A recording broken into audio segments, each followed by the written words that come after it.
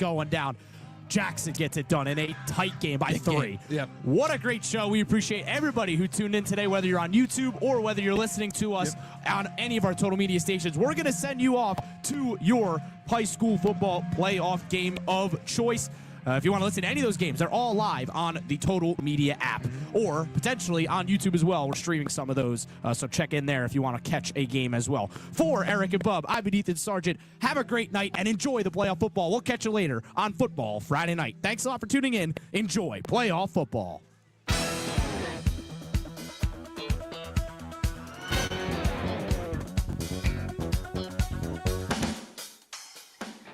This has been General Mills Football Friday Kickoff.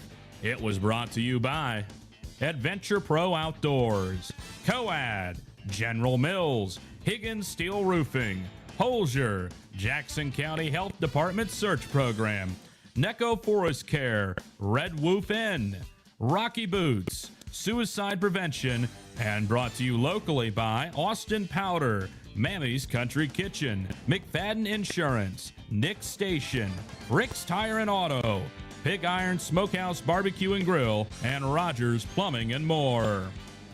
Enjoy your game and stay tuned after for General Mills Football Friday Night. Welcome to crackling through the hills of the Scioto Valley, winding up and down the Scioto River.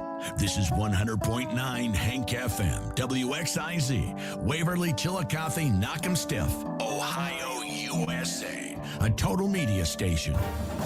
From the Ohio News Network, this is the Ohio Education Association Tonight in High School Football. Named Best Sports Program in the Country by the National Association of State Radio Networks. Tonight in High School Football is presented by Beck's Hybrids and by Ohio for Responsible Gambling. Now here's your host, Skip Mossick. And hi again, everyone. Welcome to Week 11 of the high school football season as playoff action gets underway in all divisions across the state.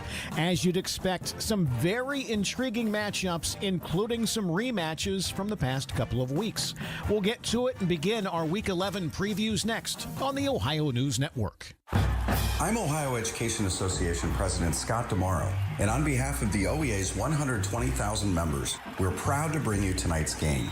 Our members are the public school educators who coach your kids on and off the field because we believe in the potential of every student and their right to a high-quality public education, no exceptions. That's why we will continue to speak in one voice to demand the supports and resources our public schools need because public education matters. At Beck's, we stand up for the things that matter most: our faith, our independence, and helping farmers succeed. As the largest family-owned seed company in the U.S., we believe in the integrity of remaining an independent family-owned seed company. Since our founding in 1937, we have continued to produce quality products backed by a quality family of employees and dealers dedicated to serving American farmers. And that's something to be proud of. Beck's, founded in faith, forged in America. For more information, visit BecksHybrids.com. This is Tonight in High School Football on the Ohio News Network. Once again, here's Skip Mossick. We are presented by Beck's Hybrids. At Beck's, they are and will remain farmers at heart. And welcome back, everyone, as we preview some of the more intriguing playoff matchups across the state. We'll begin our Week 11 previews in Northeast Ohio, Division I, Region 1 up in Cuyahoga County. The 8-9 matchup has Cleveland Heights playing at Strongsville. We are presented by Beck's Hybrids and by Ohio for Responsible. Week 11 of Tonight in High School Football. As always, wherever your team's in action, hopefully they're going to come out on top. For Brian Mays, I'm Skip Mossick. Enjoy your game broadcast. This is the Ohio News Network. This has been the Ohio Education Association Tonight in High School Football. Presented by Beck's Hybrids and by Ohio for Responsible Gambling from the Ohio News Network.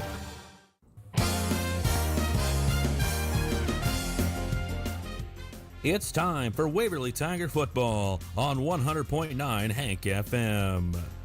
Tiger Football on the radio is brought to you by Floor BWXT Portsmouth, Kickoff Automotive, Cole's Furniture Store, Clinkers Lumber, Valley View Health, Beaver Creek Steel Roofing and Supply, Todd Harris Realty, Duds and Suds Laundromat, Brewster's Real Estate and Auction, Chillicothe Trucks, Ohio Valley Bank, Papa John's of Waverly, Hometown Chevrolet, Austin Heating and Cooling LLC, and the Jackson County Health Department Search Project. Now, with all the action, here's the General, Jeff Davis.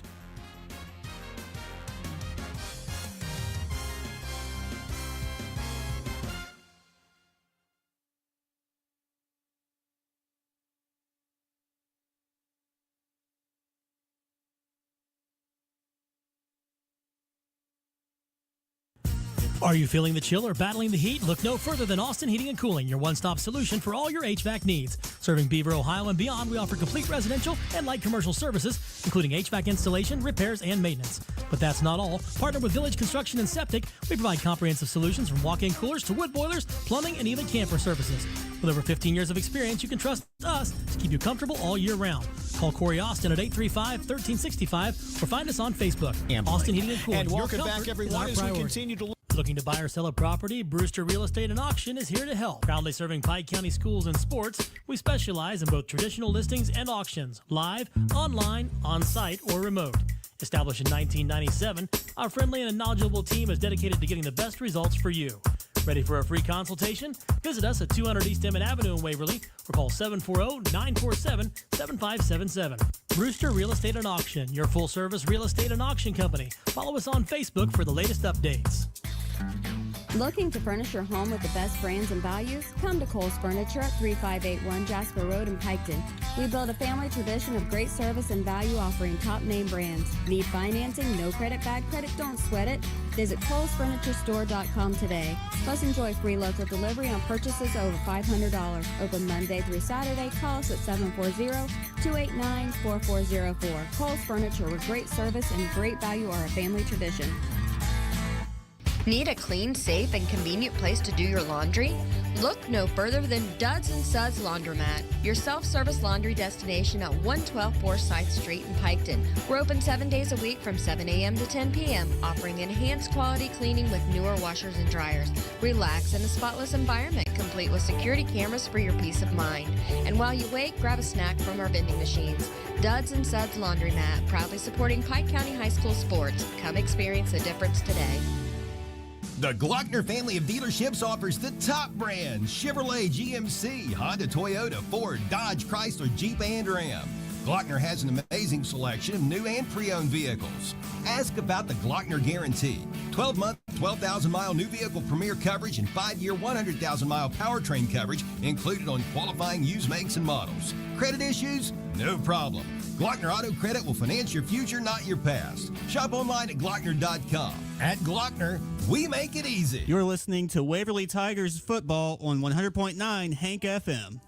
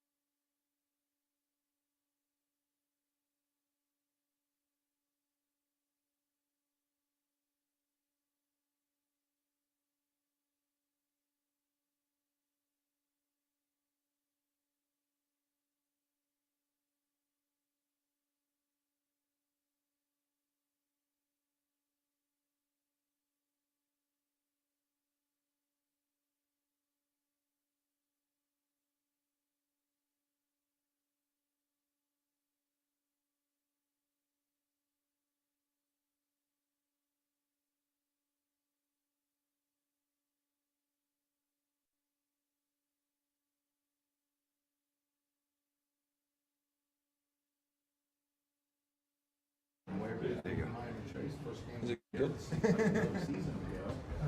Todd, let me stop you 1 second. I'm sure everything you just said was great, but we were muted. You got started.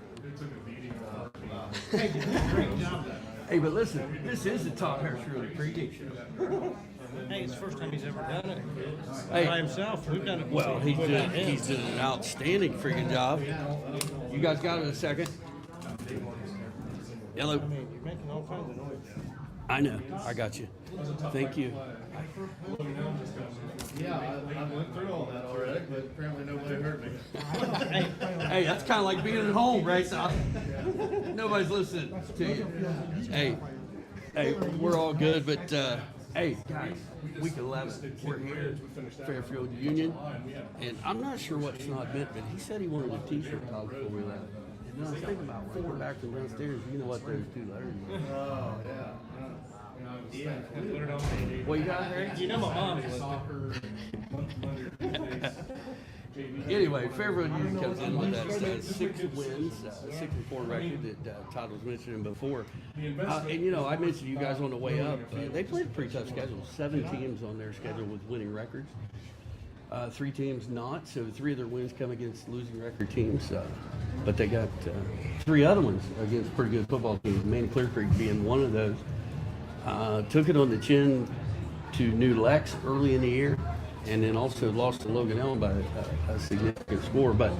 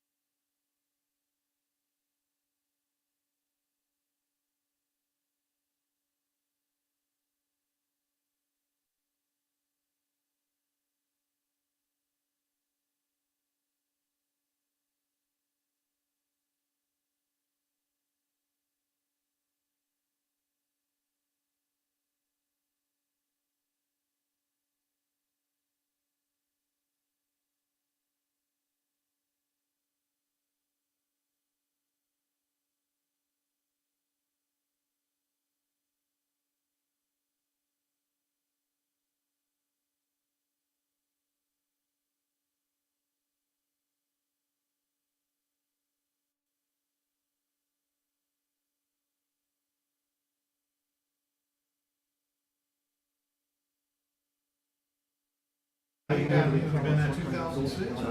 We made it 2 years ago. But we are on.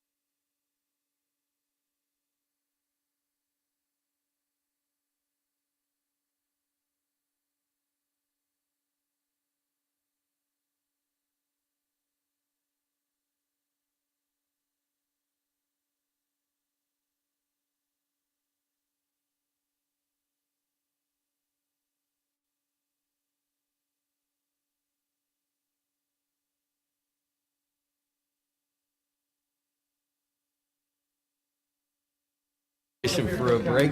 We'll be back in 3 minutes. You're listening to the Todd Harris Really pregame show on WXIZ.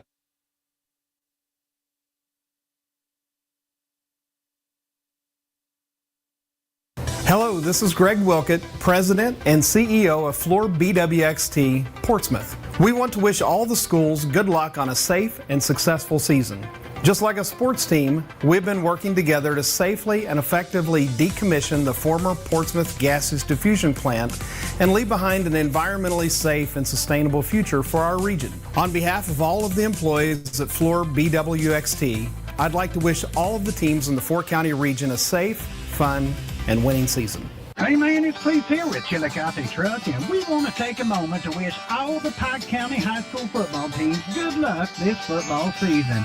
And hey, if you're looking for the biggest selection of recent model year quality pre-owned trucks with huge savings off retail prices and guaranteed approval for everyone, then you gotta come see us at Chillicothe Truck. 173 Rennick Avenue in Chillicothe, Ohio, or online at chillicothetruck.com. Go Tigers, go Red Streaks, and go Eagles! Southeast Appalachian Regional Community Health of Ohio is proud to present The Search Project. The Search Project through the Jackson County Health Department is a program designed to decrease the negative impacts of COVID-19 and other public health issues and promote healthy behaviors through the deployment of community health work. The project is funded by CDC and serves 11 counties in southeastern Ohio. For more information, contact the Jackson County Health Department at 740-935-6322. When you're shopping for insurance, you might say, "What? Huh?" I'm so over this. But what you really need to say is something that could actually help. Like a good neighbor, State Farm is there. When you get a local State Farm agent, they can help make it easy and help you choose the coverage you need. Plus, they're available online, over the phone, or even in person. I'm so into this.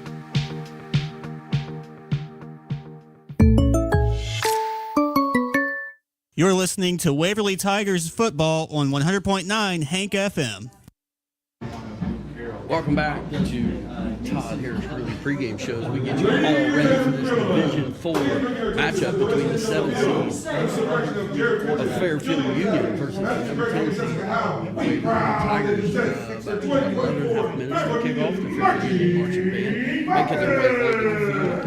I want to take this opportunity to just talk about some interesting games tonight. We'll start in this region, Region 15. Todd, what are your thoughts? You notice the 4 seed. West Holmes getting the 10.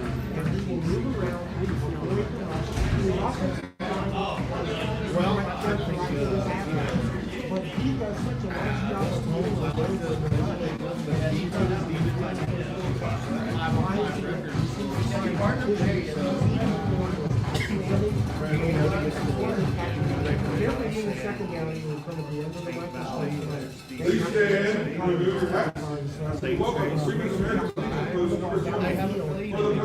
Right. I think they have responsible.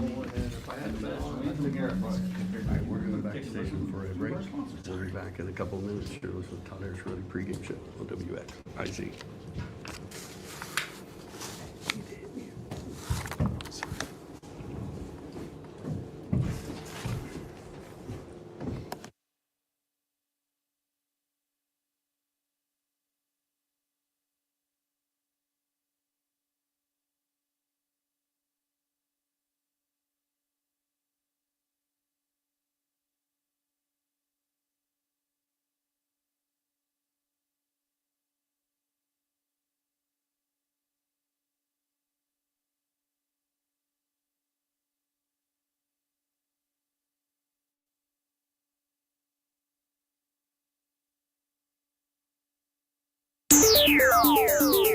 Football season is here, and Hometown Chevrolet in Waverly is a proud supporter of our local teams, the Piketon Red Streaks, Waverly Tigers, and Eastern Eagles. At Hometown Chevrolet, we believe in cheering on our local teams. Drive into those Friday night lights in a brand new Chevy. Check out the selection at yourhometowncchevy.com. Hometown people, hometown prices, that's the hometown advantage. Check out the all-new Hometown Chevrolet at 501 West Emmett Avenue in Waverly. Looking for a rewarding career with a global leader? Kirchhoff Automotive, a family-owned company, offers you the chance to grow and succeed. At Kirchhoff, your development is our priority because a better you means a better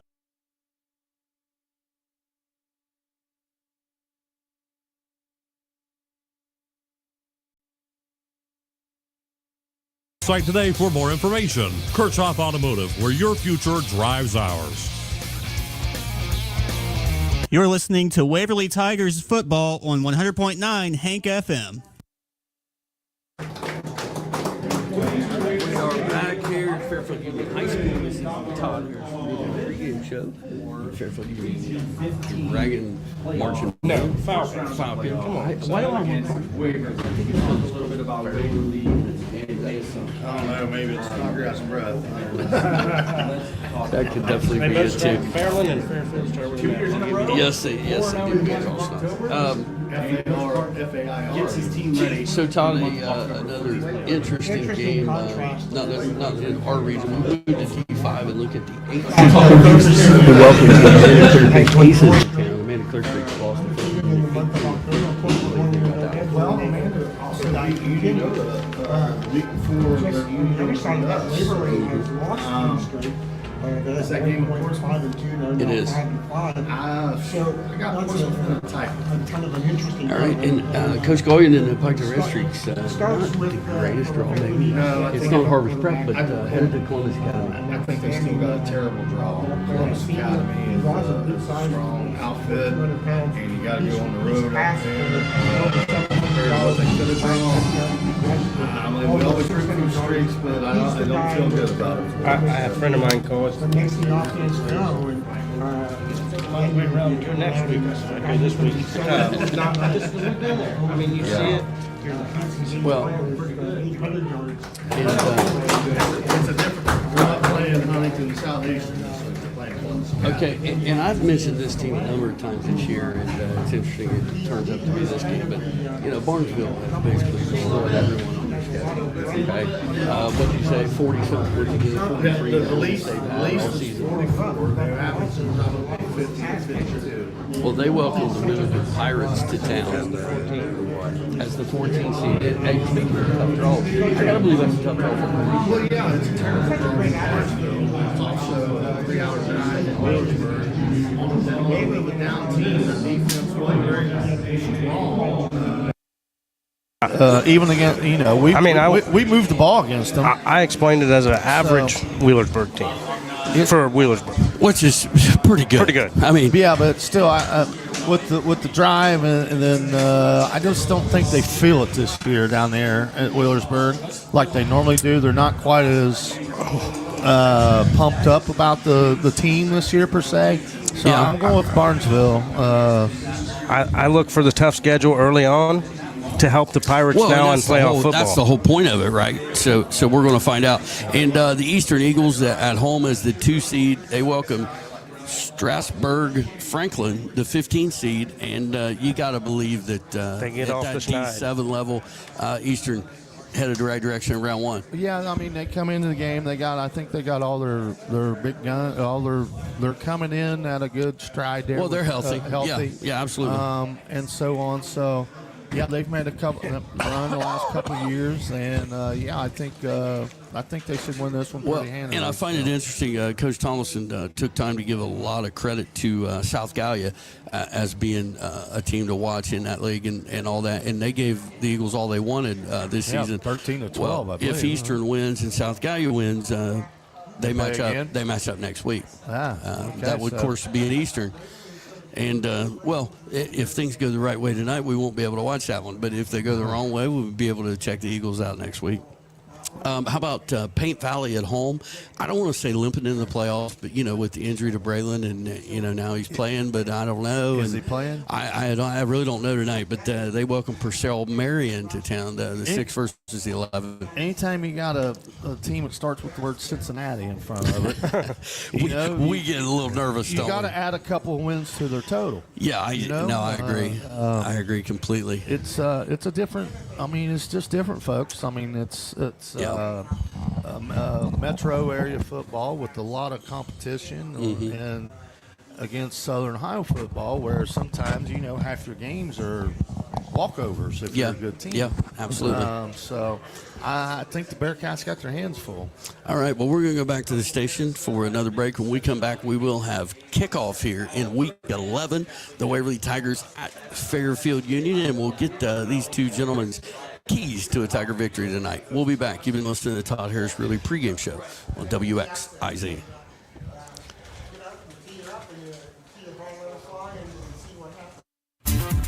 Are you craving a pizza that's as big as your appetite? Try our $10.99 extra large New York style pizza. It's packed with your choice of one topping and made with our original fresh, never frozen dough. It's hand-stretched thinner with 8 oversized foldable slices. This is one big deal for one big pizza. Available now for a limited time at Papa John's Pizza in Jackson and Waverly, Ohio. Don't wait. Order now and get your slice of the action before this offer disappears. Clinkers Lumber and Builder Supplies in Waverly, Ohio, your go-to destination for all things building and beyond. With over 75 years of dedicated service to the community, Clinkers is an ace hardware dealer that offers more than just lumber. With a massive 10,000 square foot store packed with everything from paint to plumbing, electrical to lawn and garden, and a whole lot more. Open Monday through Saturday, Clinkers Lumber and Builder Supply is here to support your projects, big or small. You're listening to Waverly Tigers football on 100.9 Hank FM. And sounds like a We're back here at Fairfield Union High School. It is week 11. It's time for the playoffs. The Waverly Tigers and the Fairfield Union Falcons have made it back. I got asked earlier this week. Said, "How you going to do this week?" I said, "Well, they're red, and their last name is, or their mascot is the Falcons, and we do pretty good against teams like that." Typically, yeah, I have to agree. Todd, what you got there? Well, I'd say they're probably the step up from Memphis this year. But well, I would think so. But it is a lot of similarities. Same colors, grass field. Well, and Todd, you got to believe, I know from little inside information that Fairfield Union wanted to film on our northwest games. They wanted to see how a couple teams were able to rack up, let's face it, close to 1,000 yards rushing. So I wonder, the little bit of film I saw in Fairfield Union, they were in a shotgun. They kind of ran sideways. There wasn't a lot of up-the-gut stuff in the film I saw, but I bet we see a little bit of it tonight. What do you think? Well, if you're, I don't care what you're strong at, you look at our weakness. Right. You go to that. We haven't stopped, anybody with a rushing game, and I don't know how long. But say that, we looked better tackling Mount Healthy last week, wouldn't you say, than we have? That's when a team plays Waverly, and they come out and throw it. More of a finesse style team. Sure. We fare better against those schools. Absolutely. As opposed to somebody that's going to hit you square in the mouth and say, "Here we come all night." Well, but the one thing, Todd, that I think is a key to tonight's game, I don't know that Fairfield Union really sees a team that offensively does things the way we do them. And even Mount Healthy last week, you remember when Cody Swords got behind those guys. I think he has sneaky speed, and I think we have a few guys that have that. Well, not many teams. Yeah, Waverly, with the experience we have at wideout and at quarterback, it's tough to defend. So this could be one of those 45-42 games. Sure. Hey, that'll be fun to call if it is. The Tigers won the toss and elected to receive. Todd and I debated it down at the break if that was a good idea. Right after the Tigers' first drive, we're going to decide who was right. But for the record, I'm always for taking the second half kickoff. Yeah, and you folks that have paid attention, the Tigers feel better about their offense. They'd like to take the ball, go score, set a tone here. Looking down there at the kickoff team for Fairfield Union, not a bunch of big kids. No, you're right. You're right. So Fairfield Union in all black with the red numbers, red stripe on their legs, going to kick it away to the Tigers in the gray pants, white jerseys, and matte black helmets, and we are ready for Week 11 playoff action. The 7th seed Fairfield Union Falcons against the Waverly Tigers. And the approach and the kick. High end-over-end kick going to be fielded by Cody Sword at the 7. Slips a little across the 10, across the 15, 20, 25. He's got some room. 30, 35. Out across the 40-yard line. Nice start for the Tigers. Cody Sword's getting loose early. Well, that helps that decision on the coin toss. Well, yes. To start. Say timeout. Hate to use my timeouts this early, but hey, and forgive me at times, coach or folks, on calling a play-by-play here. We are a beautiful press box here at Fairfield Union, but we're kind of on a second level, and there's a few things in our viewing. Just a couple I-beams. Angles, so we'll do our best. But Tigers have it at their own 40. A couple I-beams and a couple of dudes. Twin receivers left for the Tigers. Kelly in the shotgun, along with, is that Belisano? Myers motion across formation, snap to Kelly, hand off to Bilisano off the right side. He's got some room, across the 50, 45, 40, and pushed out of bounds in Fairfield Union territory down at the 36. Nice job up front by that Tiger offensive line. Thought they might turn these lights off once the game started, but apparently not. It's going to be a little bit of reflection on the windows here. And Tigers, as usual, in a hurry. 3 receivers left. Cody Sword split out to the right. Bilisano behind Kelly once again. 1st and 10 at the Fairfield Union 36. Snap to Kelly, going to hand it off to Bilisano up the middle. Timing a little off there. That was confusion from the start. The motion man goes in and kind of stopped, and then could have been a penalty. Well, I think it's one of those times where people wonder, well, why are you in such a hurry? It's about rhythm and momentum. That was kind of like a slow motion play there. Loss of 2 on the play, back to the 38. 2nd and 12 for the Tigers. Twins left, split right. Myers the wing on the right. Motion by Sparks from the left side. Kelly back to pass. He's going to chuck it. Looking long for Cody Swords. Back shoulder and well defended, and he had it in his hands but knocked away. Well, Mason Kelly was getting pressured as he threw it, so it kind of hung in the air a little bit. If he could step into it and throw it, he might have had something there. But now, Todd, guys, 3rd and 12. This is not got to get it all here. This is 4-down territory for the Tigers. I may be running a little draw play here, so I'm going to get 5 or 6. Twins to both sides for the Tigers. 11:09 to go first quarter, no score. Clock stopped. Motion by Myers. Snap. Going to hand it off to Bilisano off the right side. He's got some room.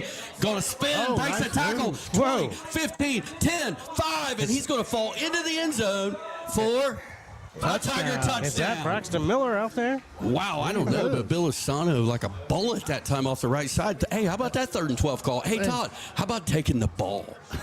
That was me that said that was a good call, by the way. Snot, can you back me up there on that? Thank you. What you got, Harry? Well, if we're down 14 and a half, I'm still going to say it's a bad call. All right. Hey, what a drive by the Tigers. Hunter Houck to kick the extra point. Mason Pollard to hold it. Somebody get ice for General's elbow, patting himself on the back there. Hold is down, the kick is up, and the kick is good. 10:57 to go in the first. Tigers march right down the field, lead 7-0. We'll be back. 1 minute. You're listening to Waverly Football on WXIZ.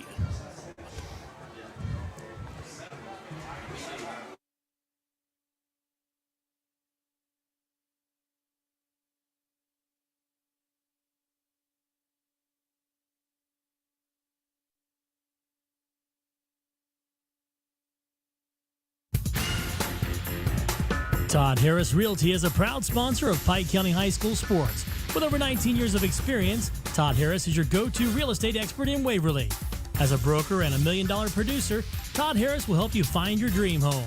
Visit Realtor.com to see Todd's listings and call him today at 740-947-7677. That's 740-947-7677. Support local and enjoy Pike County sports.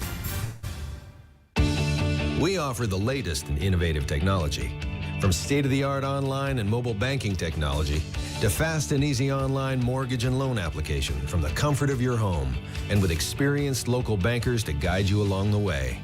We have the technology. We have the team. Call us today. We're an equal housing lender. Ohio Valley Bank. Community first. Member FDIC. You're listening to Waverly Tigers football on 100.9 Hank FM.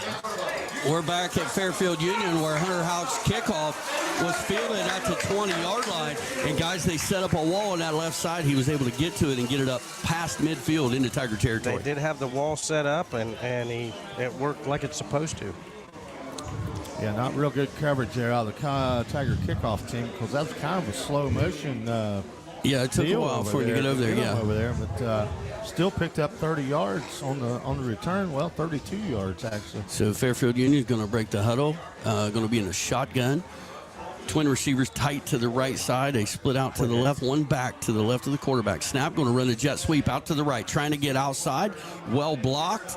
But fighting through it is Mason Pollard. He's going to get him down at the 41. Todd, you're going to help me with that. Some names there, the quarterback. And well, I'm getting a text saying we're still not coming through on the radio very well. So. Well, we are doing the best we can. All I can tell you is turn it up, Snug. Going to be 2nd down and 3.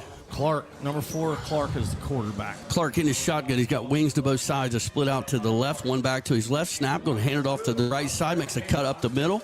He's going to have a Fairfield Union 1st down at the Waverly 36-yard line.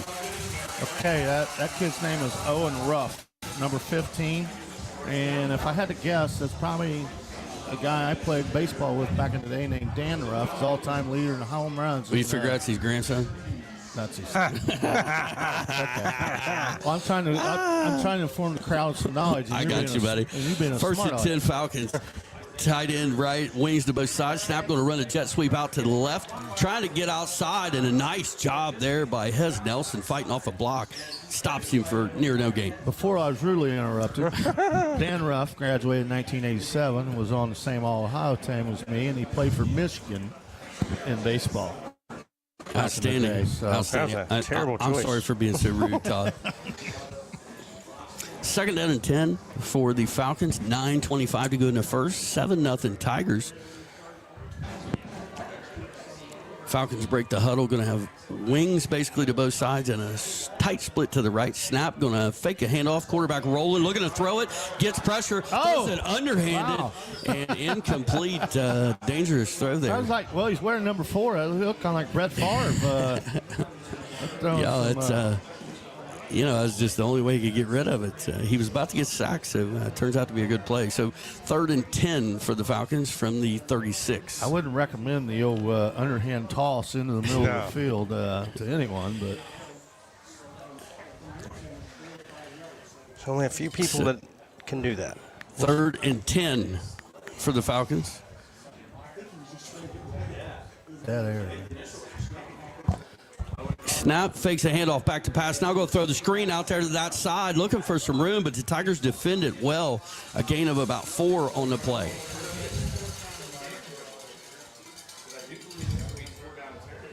It's going to be 4th down for the Falcons at the Waverly 32-yard line. Clock is stopped temporarily. There's a guy down on the field for Waverly. I believe number. Got an injured player for the Tigers. We're going to take a 30-second break. We'll be back. You're listening to Waverly Football on WXIZ. Some people won't give you the real talk on drugs, but it's time we know the facts. Fentanyl is killing people. It's a powerful opioid, often made illegally and commonly mixed with illicit drugs. It can even be pressed into counterfeit pills that resemble prescription medications. Just 2 milligrams, about the size of a few grains of sand, can potentially be lethal. This isn't an ad to scare you, but it is an ad to make you think twice. Get the facts. Go to realdealonfentanyl.com. This message is brought to you by the Ad Council. You're listening to Waverly Tigers football on 100.9 Hank FM. We're back here at Fairfield Union High School, where the Falcons have it 4th down and 6 from the Waverly 32-yard line. Twins right.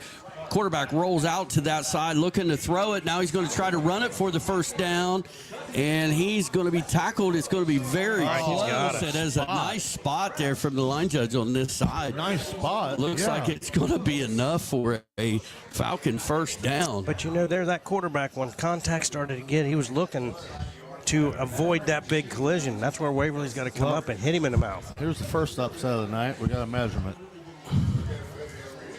Well, I mean, based on, it might be closer than I think. But yeah, but that spot was. Yeah, I didn't care much for the spot, but I think he's got it. The chain guys making their way over to this side where the ball is marked. Big measurement here early.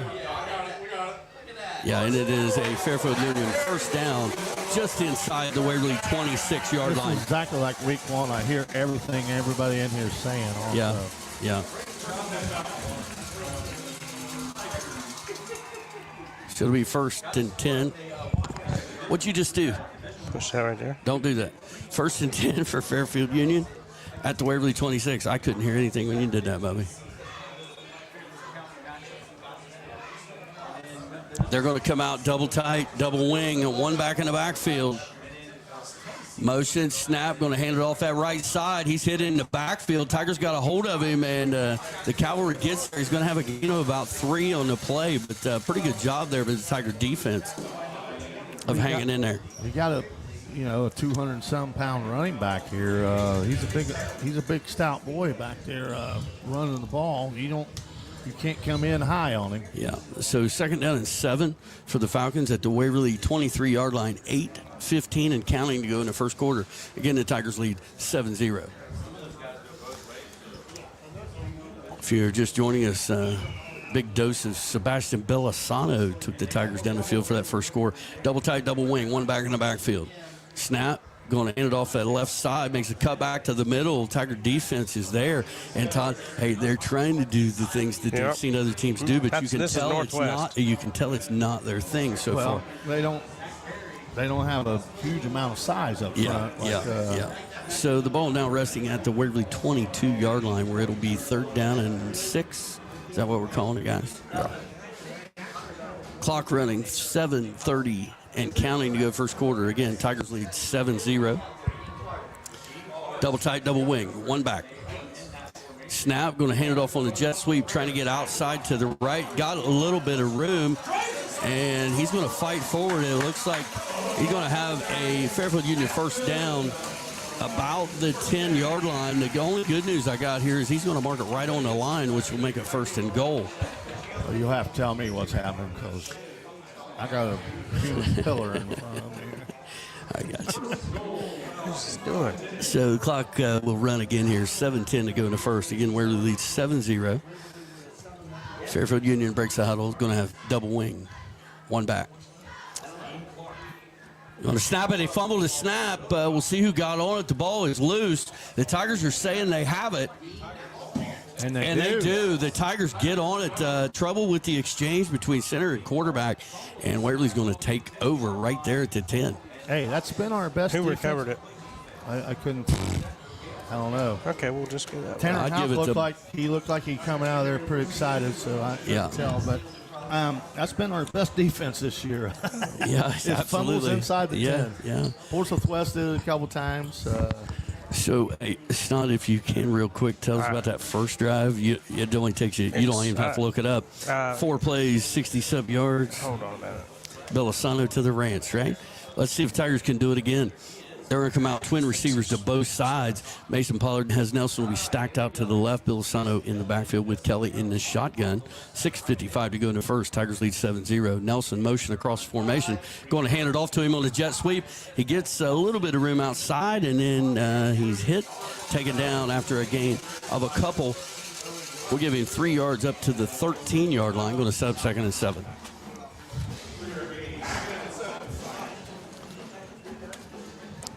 Tigers again going quickly. 3 receivers left and a split out to the right. Belisano in the backfield with Mason Kelly. Snap to Kelly, back to pass, looking, pretty good protection. Now moves out to the right. He fires it down the sideline on the comeback to Cody Swords, who caught the ball, and they're going to give him the catch right there at the 32. Wow. The ball ended up coming out. In the NFL, that's not a catch. Yeah, because he ultimately, once he got to the ground, the ball came out. But they do call it a catch and a first down for the Tigers. Good protection there for Mason Kelly. And a nice job of him by sliding right, Todd, and giving himself some time. Tigers on the move again. Twins to both sides. And a wing this time. Empty set for Kelly. Motion by Belisano back into the backfield. Snap to Kelly. Hands off to Belisano straight up the middle. He's got a nice run up across the 35. Let's see where they mark that. At the near the 37-yard line. Gain of 5 on the play. Going to be 2nd and 5. Clock running, 5:55 to go first quarter. 7-0 Tigers. Snap to Kelly. Hand off to Belisano up the middle again. And he's going to fall forward for a gain of a little over a yard. Going to set up 3rd and a little under 4.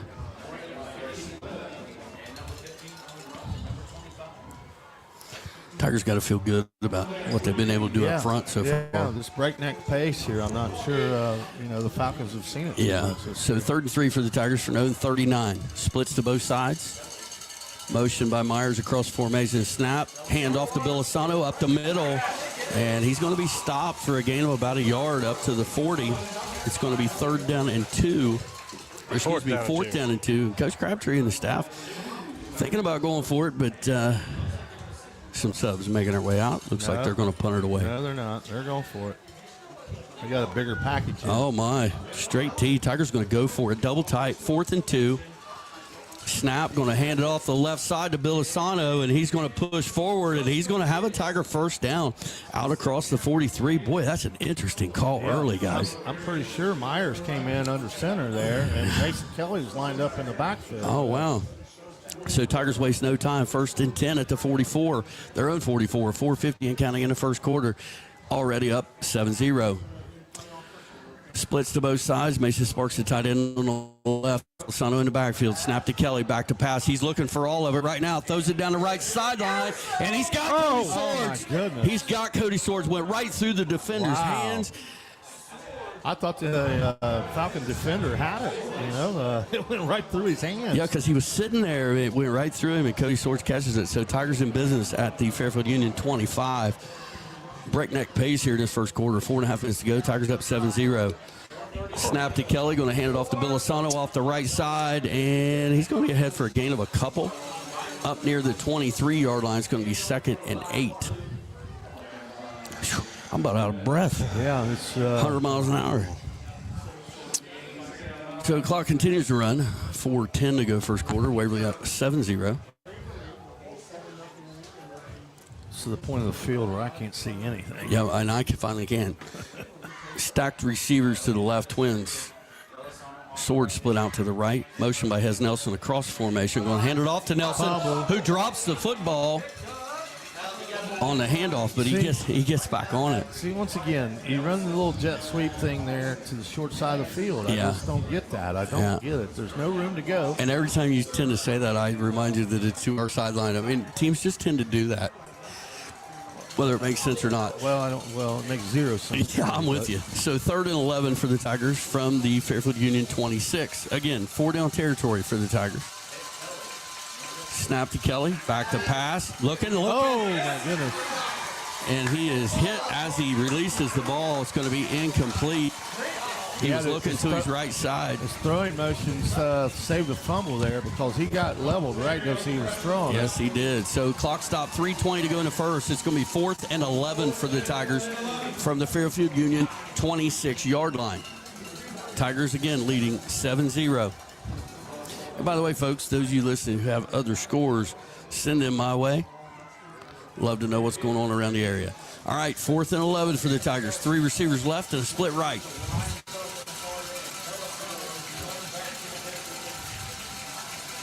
Snap to Kelly, back to pass, looking, going to throw it over the middle, and it looked like he might have been interfered with there, but at the very least, was that picked off? Did he give him the interception? Well, that cost them 11 yards or whatever. So intercepted by the Fairfield Union Falcons just inside the 15, and Cody Swords couldn't get to the ball, but the guy was in great position. That was borderline interference, but since they're both going for the ball, I don't think that's it, but he's better off dropping that. If it was 4th down. We'll take it. So Fairfield Union takes over. 3:15 to go here in his first quarter. Waverly leads 7-0. It's like an 11-yard punt. Yes. So Fairfield Union will break the huddle. They're going to have splits to both sides, a wing to the left, shotgun formation, one back in the backfield. Snap, going to hand it off left side, cuts back toward the middle, and leans forward, going to fall forward for a gain of a few. We'll give him a gain of 3 on the play, going to set up 2nd and 7.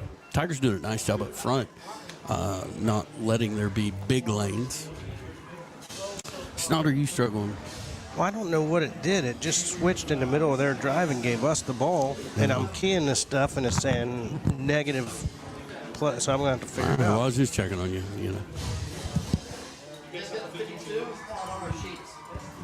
Todd? 2nd and 7 for the Falcons. Shotgun, fakes the handoff. Quarterback keeps himself on a little counter action. He's trying to get away on a spin, but Tigers all over him and going to get him down at about the 20-yard line, where it's going to be 3rd down and a long 4 for Fairfield Union. Clock continues to run, under 2:20 to go now in this first quarter. Again, Tigers take the opening kickoff. Nice return by Cody Swords, followed by some nice runs by Sebastian Bilisano and get on the board quickly.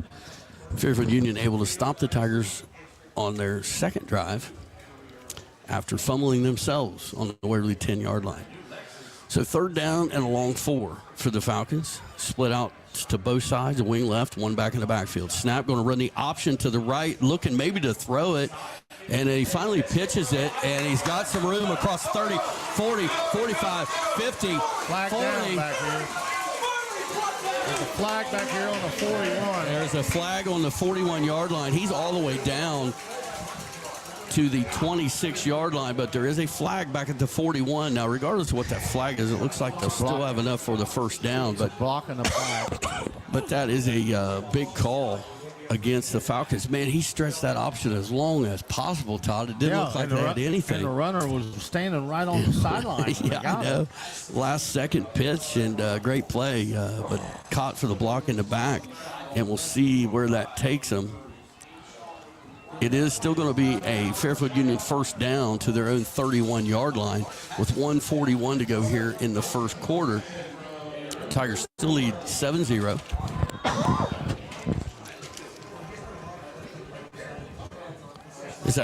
Those of you watching the stream know what I mean. Those on the radio, it's hard to explain that option play. Splits to both sides, a wing to the right. Snap going to hand it off straight up the middle, and he runs into a whole bunch of Tigers in the 73 backfield. for Waverly. Going to lose, but only going to call it a loss of a yard. Felt like more. You know, it's we haven't had a whole lot of hits in the backfield here in the last few weeks, but that time Brock Brudette bust through the line there. And, Well, the one thing the eye test tells you, Todd, is we look actually bigger than them. which is unusual. Yeah, I agree. So 2nd and 11 for the Falcons. Clock now rolling down to about 50 seconds in this first quarter. Splits to both sides, a wing on the left. Snap, going to fake a handoff. Quarterback rolling out to the left, gets pressure early and a little bit too far for his receiver, but give the Tigers credit. The pressure caused that incompletion. Sawyer Myers and Hunter Houck in there pressuring the quarterback that time. Whew.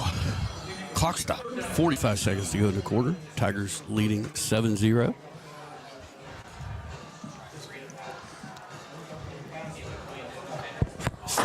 Fast first quarter, guys. Seems like it only took an actual 12 minutes. Well, when Waverly comes out running the ball. Yeah, we're just not used to that, are we? So 3rd and 11 for the Falcons. Twins left, split right, one back in the backfield with Hall the quarterback. Snap, he drops it on the ground, picks it up, now scrambles out to his left, looking for somewhere to go. And Bilistano and the rest of the cavalry are going to get him down. And I want to mention early, defensive line of the Tigers are active tonight. They are in on plays. Bilistano and Rosenberger in there on that play. So that's going to make it 4th and 16 for the Falcons. Going to have to punt it away. Quarterback's name's Clark.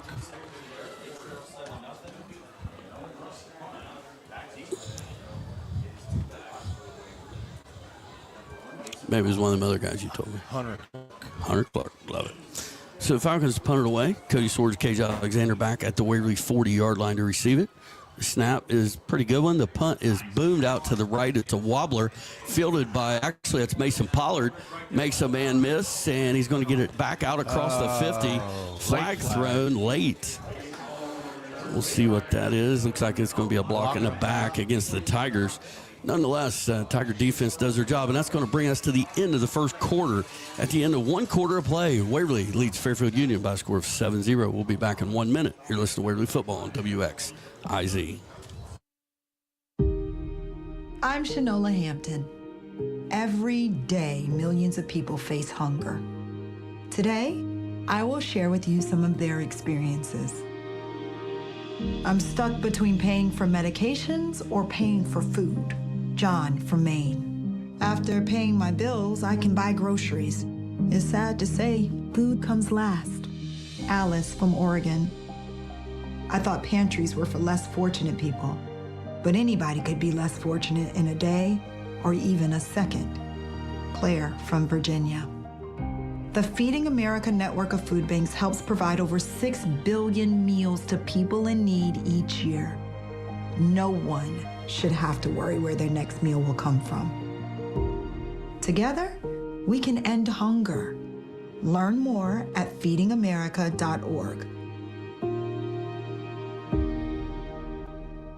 You're listening to Waverly Tigers football on 100.9 Hank FM. First and 10 Tigers to their own 41-yard line. Splits to both sides. Going to fake the handoff. Now going to run the reverse. Double.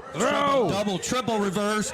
Mason Kelly chucks it. He's got Mason's. And it goes through his hands at the 25. They run the fake handoff. Reverse, double reverse. Flip it back to Kelly, and he had Sparks wide Razzle, open. dazzle, and it works to perfection. Well, almost. Hey.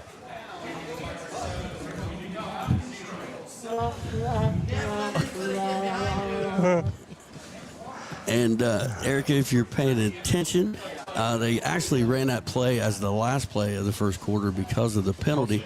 So we're going to take another 30-second break. We'll be back for the second quarter in 30. You're listening to Waverly Football on WXIZ. What's up? This is Will I Am. I'm joining Stand Up to Cancer and Providence Health System to let you know that colon cancer affects the Black community at a higher rate. But there's hope. If you're 45 and older, go get a colon cancer screening right now, because it's 91% beatable if detected early. Ask your doctor or go to providence.org/colon cancer to determine which screening option is right for you.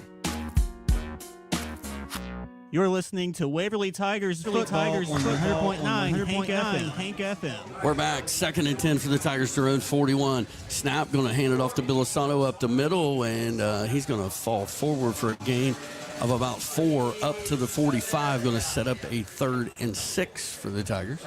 Just underway second quarter. Tigers lead 7-0. Waverly again in no hurry. I mean, that was exactly the opposite of what I meant, Todd. A big hurry. 3rd and 6. Twins right, split left. Motion across by Pollard to Tripp. Snap to Kelly. Back to pass. Getting a little pressure. Scrambles out to the right. And he's going to go down in the backfield back at the 41-yard line. Hey. Did a nice job trying to extend it. But they got one of those 165-pound defensive linemen there. Number 67. Oh, why does it say 4th down, Todd? Because it is. Oh, it is 4th down. I missed one. I was looking at the scores. Eastern Eagles leading 11-0 early. Out there in the claws of law. 11. How did they get to 11? Well, I don't know. Field goal and a touchdown extra point. Good call. The claw don't kick field goals. Hey, West Holmes and Uniota all tied at 14. It is 4th down for the Tigers. They're going to punt it away to Fairfield Union.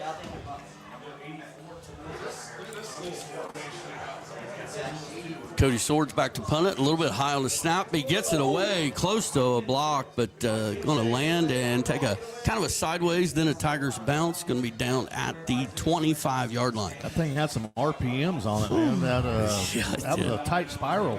Well, he just barely got it away. Fairland came after that one a bit. Fairland. Keep saying it. Fairfield Union. It's something about it. I'm struggling with it. 10:19 to go here in the first half. Waverly leads 7-0. General, you've been soft in this many times. Just remember FU.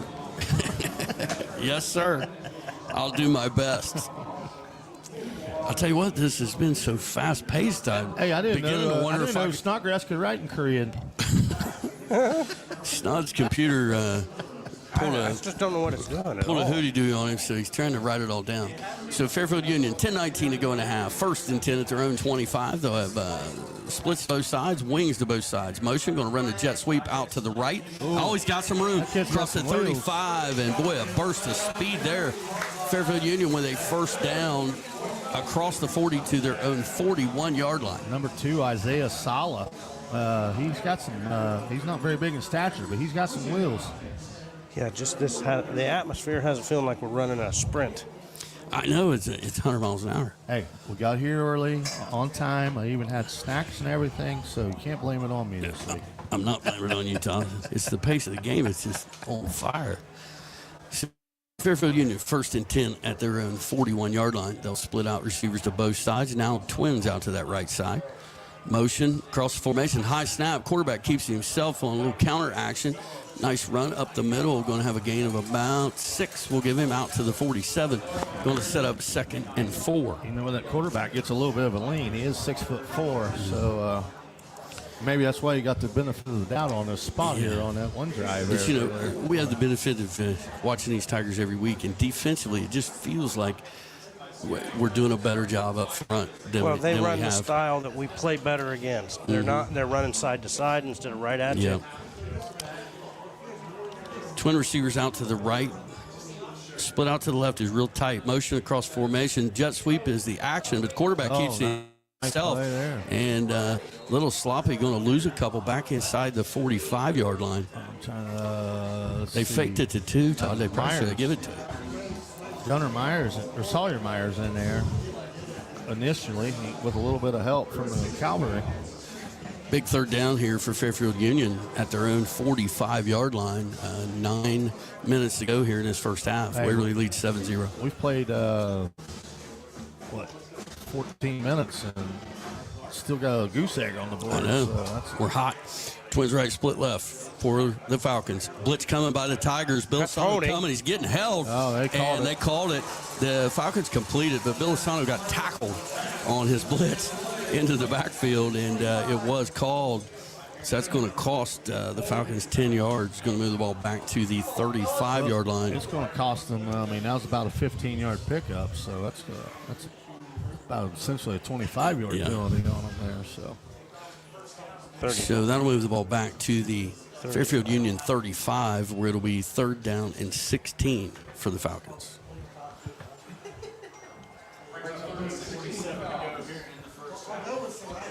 $8:47 to go here in this first half. Again, the Tigers leading 7-0.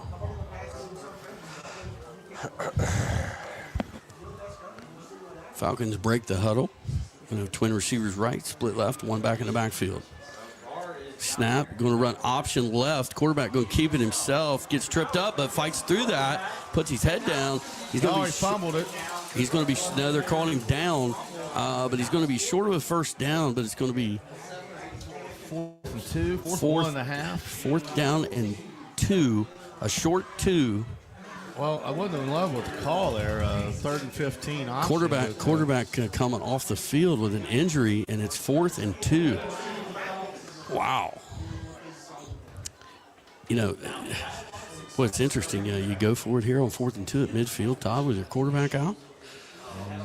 Got to believe number 2. Well, I would think number 15. Or 15. 15 in the backfield. Probably going to carry this one. Twins left, split right for the Falcons. New quarterback on the field. And the Falcons jump. Right tackle jumps. And so now you got to punt it, I would think. Well, that moves it back to 4th and 7. We'll see if Fairfield Union decides to punt it. Quarterback's coming back on the field. We'll see who else coming. A few other guys coming on. Looks like they will punt it away.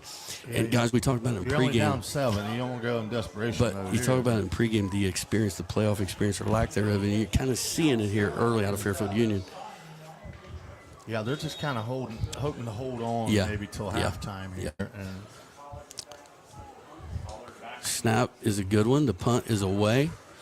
Kind of a low liner, bounces, and going to take a Fairfield Union hop down inside the 20, going to be down just inside the 15-yard line of the Tigers. Where Waverly will have it 1st and 10 with 7:29 to go in the half and a 7-0 lead. Todd, what's you talk for a minute so I catch my breath? Well, I was counting on you talking, so I got a mouthful of popcorn. That's why I did it. I saw you over. So, again, 7:29 to go in the half. Tigers with a 7-0 lead. They scored on their first drive. Been a bit of a defensive struggle since that time. Waverly's going to come out. Twin receivers out to the right. That's Swords and Sparks. Stacked twins to the left. And Bilisano in the backfield with Kelly in the shotgun. Motion by Myers, cross formation. Snap, going to hand it off to Bilisano up the middle. Finds a crease. He fumbled it. There's a beanbag thrown down on the field, but they're going to mark him down at about the 17. A gain of 2 on the play. We'll make it 2nd and 8. And Todd, remember the other time we played on grass, the ball seemed to spit out more often than normal. And we saw a lot of slippage. Yeah. Twins right, split left for the Tigers. Snap. Kelly back to pass, looks right, now back to the left. Going to fire it. He's got Pollard, his sure-handed receiver on the left side. Going to have a Tiger 1st down out near the 28. yard line. We just Mason Pollard catches those when you throw them to him. Yeah, I have a feeling we're getting close to going up top on one. Yeah, I know. Getting a little antsy, aren't we? First 10 Tigers, they're in 28. Splits to both sides, wings to both sides. Motion by Myers. Snap, going to hand it off to Bilisano, trying to get outside to the right, cuts it back to the middle, and puts his head down, and he's going to be ahead for a gain of about 4 yards up to the 32-yard line, where the Tigers will have it 2nd and 6.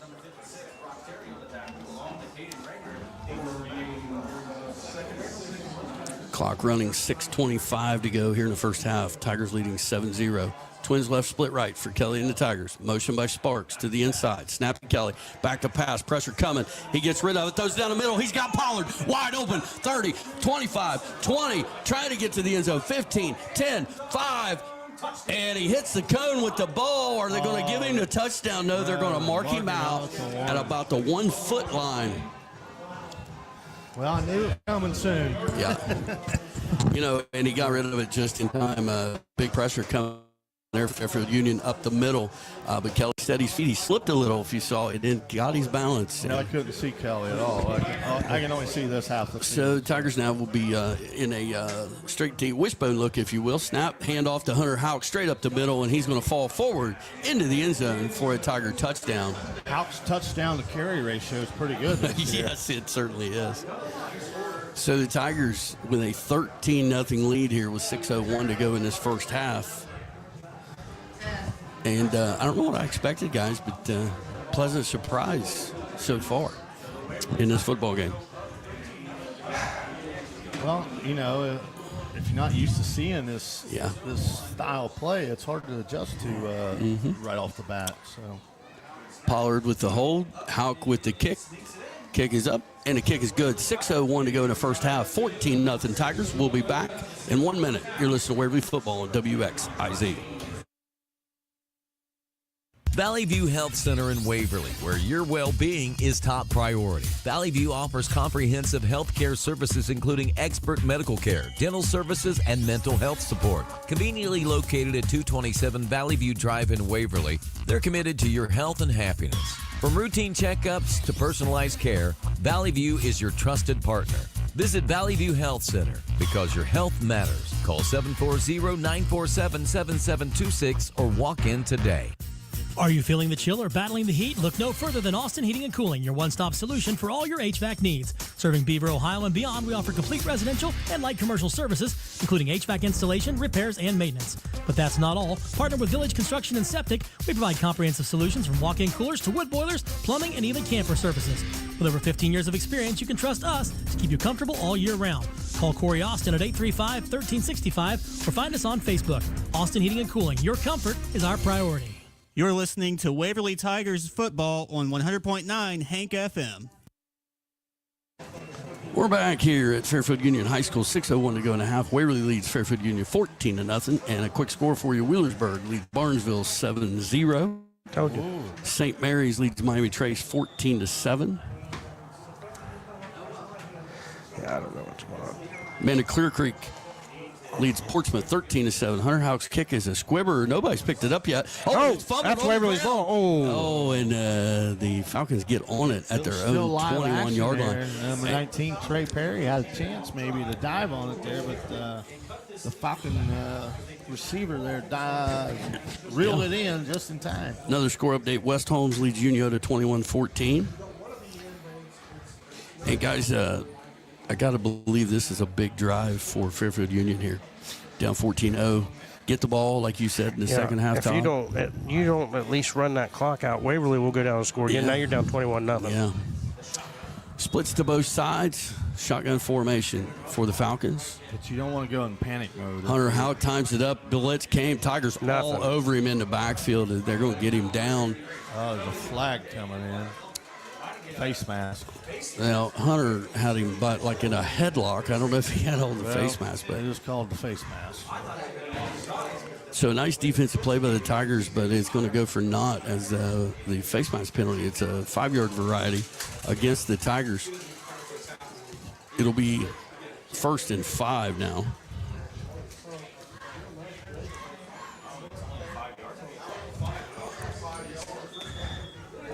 Wasn't added on to the, or was that tackle? Same picture I got last week. 1st and 5 for the Falcons at their 26-yard line. No, splits to both sides again. One back in the backfield with Clark. There's the proverbial jump. That's like the second time I can remember that happening this year. Normally it's twice a game. Yeah. They go on the hard count, get the Tigers to jump. So that's going to give Fairfield Union a first down at the Waverly 31-yard line. Well, as I was going to say, and we'll go, it's not panic time for Fairfield Union. No. Just do what you do. Yep. But, I know they've tried to run it. Maybe if they go to the shotgun and if they throw it a little, maybe that's what you go to now. Because the running game hasn't been working so far. Splits to both sides for the Falcons. Back to the left to Clark in the shotgun. Snap to Clark, throws it quickly out to the right. Tipped by the Tigers and nearly picked off. Was that Hez Nelson? Hez Nelson broke on that one. Nice play. Well, so much for that idea, Todd. Well, the quarterback just kind of he slung it off his back foot sidearm. So that's never a good idea. Good news is pizza guy just showed up in press box. Pizza. So clock stop, 5:18 to go here in a half. Again, Waverly leads 14-0. 2nd and 10. If my time is your time, doesn't that make it our time? Splits to both sides again for the Falcons. Handoff off the right side, looking for a little room. He's got some. Across the 35, and Lane Bear finally gets him down just across the 40-yard line. Is close to a Fairfield Union first down. Lane Bear might be leading the state in tackles this year, unfortunately. It's not what your free safety be. Hey, Todd, look at that. Look at that. Another measurement. What? Two in one game? Yep. It's close. This one might be just short.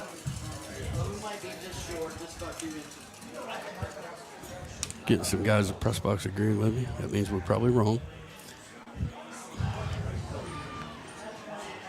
Nope, we're right. Nope. Yep. Missed it by that much. That's as Jesse Cole used to say, one of them. That's less than a mini Snickers bar. One of them the big boys talk about. Yeah. So 3rd and a mini Snickers for the Falcons, just short of the 41-yard line. 5:10 to go here in this first half. Again, Waverly leads 14-0. Nobody shotgun again. Splits to both sides, a wing on the left and a back on the left. Snap it. It's on the ground. Well, the center didn't snap it. Everybody else was moving, but the center. Oh, I thought he. Anyway, it's going to be a penalty on the Falcons, and boy, they just continue to shoot themselves in the foot here. That's my favorite play. Third and a mini Snickers, and he goes for the shotgun. It's like on the. Turns into a whole bowl full. Well, now it's. So now it's going to be 3rd and 5 plus a mini Snickers for the Falcons. Going to be under 5 minutes when they snap this one. They tried to get the Tigers to jump again, and the center forgot to snap it. Yeah. Twins right, split left for Clark and the Falcons. Tigers showing pressure. Here they come. Quarterback's going to keep it. He's got room out to the right. Across the 40, 45, 50 into Tiger territory and finally pushed out of bounds. Oh, by Lane Bear, and then Lane Bear takes a shot from him. I was wondering if anybody saw that. Right hook. Looks like a left cross there. So first down for the Falcons and a big first down for them. They're going to mark him out at the 45-yard line of the Waverly Tigers. Clock stop, 4:40 to go in the first half. Stay tuned, folks. At halftime, the Hometown Chevrolet halftime show. We'll have a Skip Mossick to begin our halftime, and then we'll come back and update you on some area scores, get you all ready for the second half. 1st and 10, Falcons. Twins left, split right. Snap to Clark, rolls out to his left. Looks like he's running it the whole time. And he's got room, and Hez Nelson takes him down, but he's going to have another Falcon first down. And Tigers, they've got us outflanked on that on both sides, Todd. Yeah, that's 2 in a row, one to each side. And, they run it to the wide side of the field. And you like that, don't you? So we got a little room to operate on that. 1st and 10 Falcons at the Waverly 34-yard line. Clock running 4:20 and counting to go here in this first half. Again, the Tigers with a 14-0 lead. Falcons twin receivers right, split left. Snap to Clark, going to hand it off up the middle. He's got some room, breaks the tackle. Here he goes, 20, 15, 10, 5, and he's going to get into the end zone. Look out, Mo just shifted. He almost did like the Jets guy did last night, got a little casual about the one. Yeah. And Head was right there. The Tigers defender came there, almost swiped it out of his hand. Yeah. So a big answer from Fairfield Union here. 2 quarterback runs around the end, and then the big guy up the middle gets the Falcons into the end zone. Ruff is the name. Ruff. Snap a little high. The hold is down. The kick is up. And the kick is good. 4:02 to go in a half. 14-7 Tigers. We'll be back in 1 minute. You're listening to Waverly Football on WXIZ. Being an Army Ranger is a very fast-paced lifestyle. I was clearing a weapons cache in Haditha, Iraq, when the building collapsed on me, burying me alive. I spent 6 months in the hospital and a year of recovery. When I was separated from the military, I just felt like I was useless because I only had this one thing that I was supposed to do, and then that one thing was taken away from me. But then one day, I got a call from Wounded Warrior Project. They asked me to come to a workout, and I decided that I was going to get better, both physically and mentally. Now I'm a warrior leader. I create events and opportunities for other veterans locally. Wounded Warrior Project did a phenomenal job reminding me that my injuries aren't going to define who I am. And because of that, I can do anything that I want. See how we help warriors combat stigma at woundedwarriorproject.org/combat stigma. You're listening to Waverly Tigers football on 100.9 Hank FM. Fairfield Union kicks it away to the Tigers. Cody Swords fields it at the 10. He's across the 20, 25, breaks the tackle across the 30, and finally pushed out of bounds across the 35-yard line. So pretty good field position for the Tigers. You know, we called that a crucial drive for the Falcons, which it was, but they only took 1:15 off the clock. So yeah, so the bad news is the Tigers get it back. Still got right? 4 minutes to go here at 3:55 to So now, Todd, with Fairfield getting the second half kickoff, maybe an important drive for the Tigers now with Mo headed the wrong direction here. So 1st and 10, Tigers at their own 36-yard line, 3:55 to go in the half, leading 14-7. Twins to the right, split to the left. Snap to Kelly, going to hand it off to Bilasano. He's tripped up right at the line of scrimmage. No gain on the play. Pretty good penetration by the guys up front for the Falcons. It's an old Jimmy Buffett song, isn't it? What's that? Twins to the right, twins to the left. I think that's a pretty good set of circumstances myself.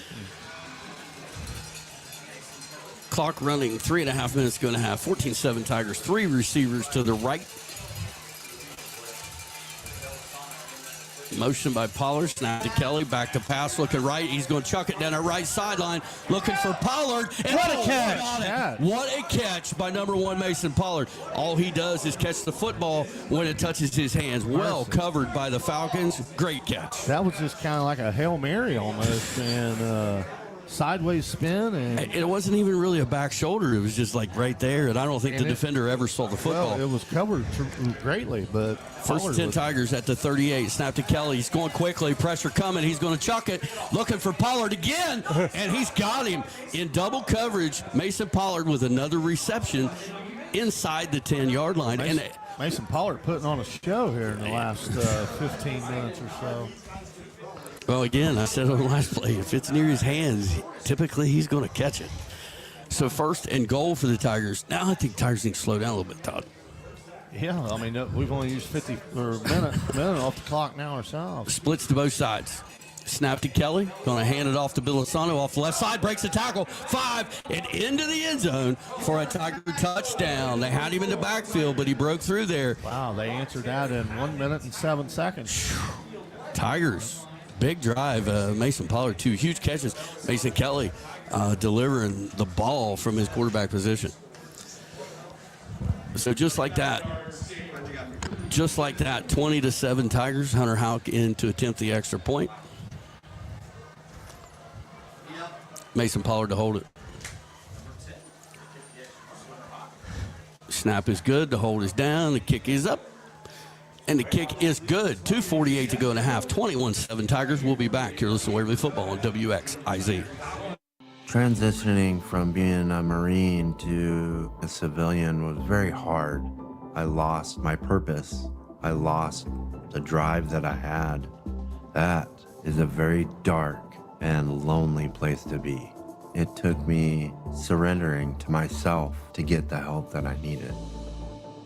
At my very first Wounded Warrior Project event, I met Ray Pizarro.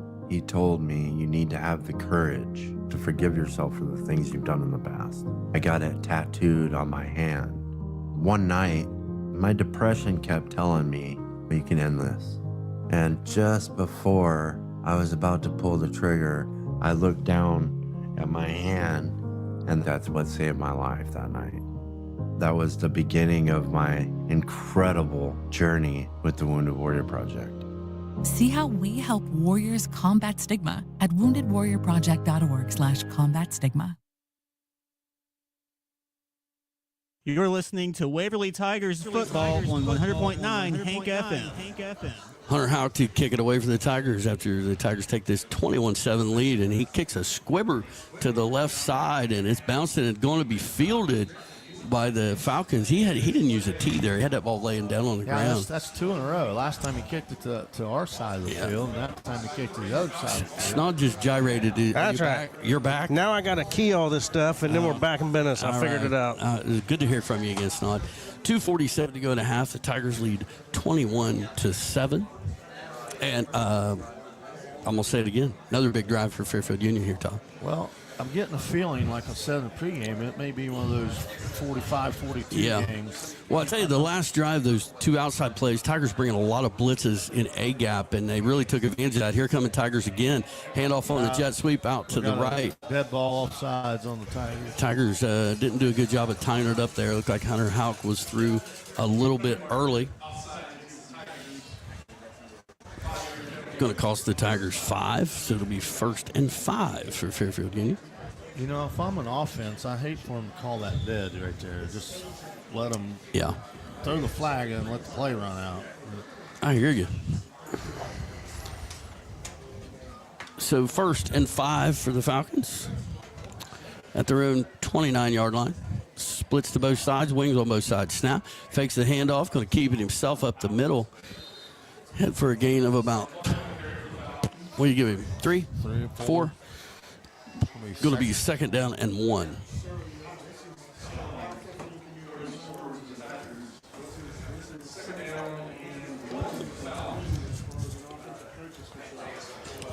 Clock continues to run, 2:20 to go here in this first half. Again, Tigers up 21-7.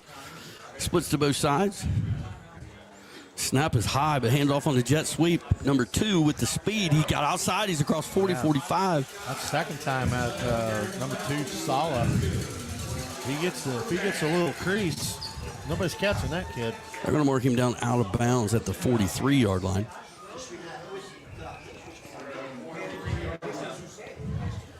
.209 now left in the half. I don't think anyone has used a timeout yet, have they?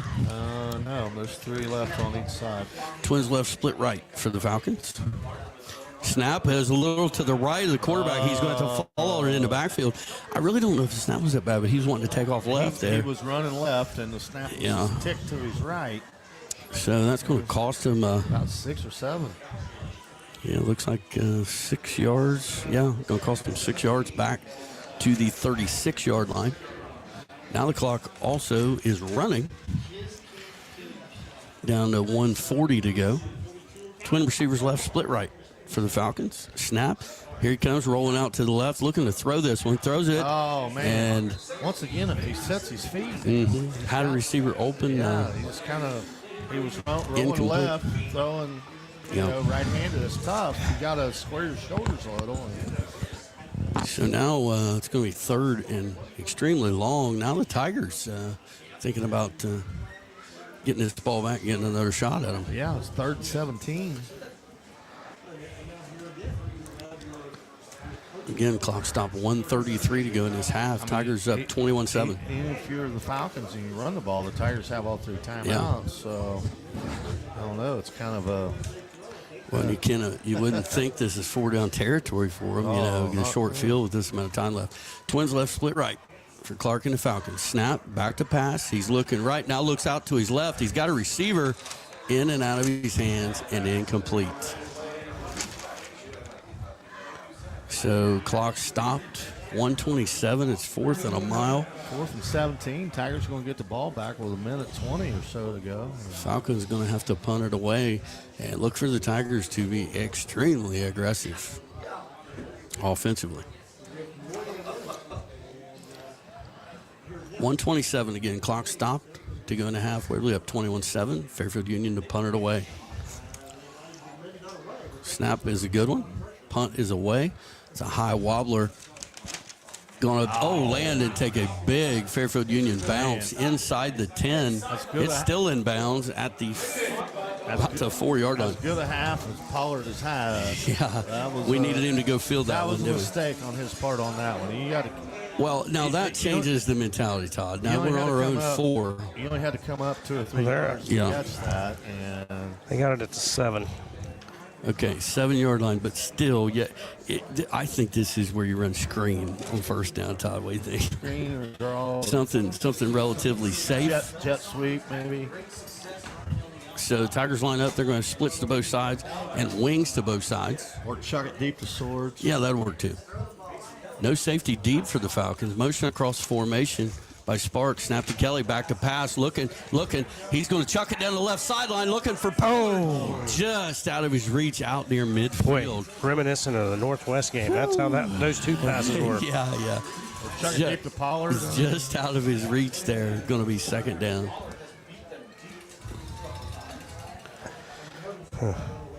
Well, I think you have to maybe run the ball here to get to make them use a timeout or something. 107. 2nd and 10 for the Tigers from their own 7-yard line.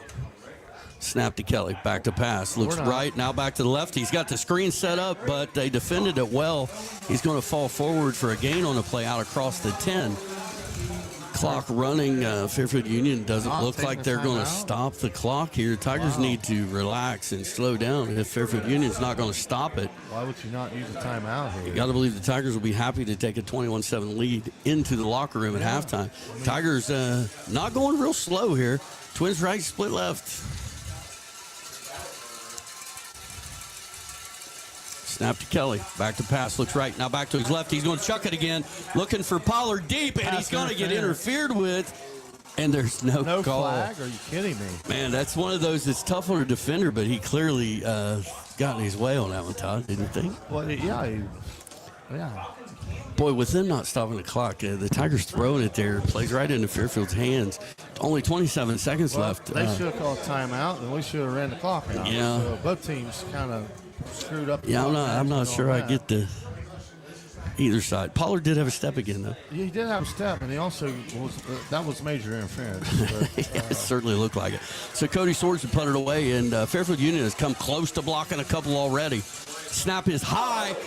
Swords gets it, and he gets the punt away. His athleticism is the only reason that punt even got across the line of scrimmage. 28-yard line. And it's not much. They're going to take it all the way out to the 32, but an amazing play by number 84 just to field the snap, Todd. See, now they're down to 19 seconds. They still got all 3 timeouts. But that's still not a lot. That's maybe 3 or 4 plays, right? So, and they haven't shown an ability to throw it real well yet. He hasn't set his feet and thrown one yet. I don't think he's thrown a couple of jets or little pop passes. Todd, I think you're right. I think both sidelines are questioning their time management here at the end of this first half. But so 1st and 10, Fairfield Union at the Waverly 32-yard line. And I want to mention the punt from, what's his name? Huff? Sword.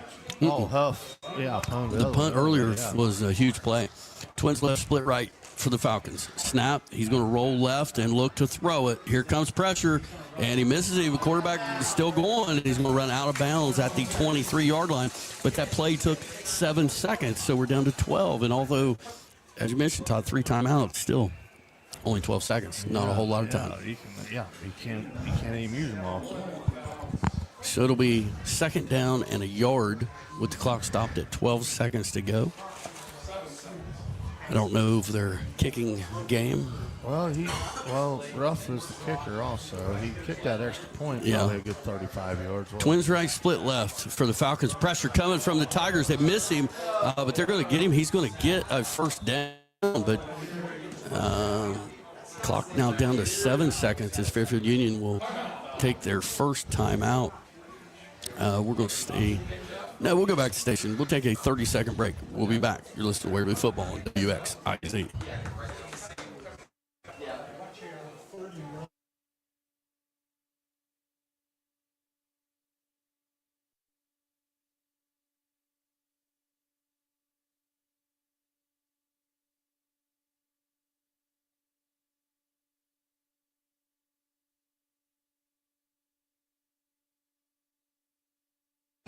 Okay, well, I guess we'll stay right here. 7 seconds to go here in this first half. Fairfield Union will have it 1st and 10 at the Waverly 21-yard line. Defensively here, Todd, I think Coach Crabbe's going to keep bringing pressure and not give that quarterback time to. You put 3 or 4 guys back by the goal line. And make sure you keep them out of the end zone. Maybe bring 4, 5. Yeah.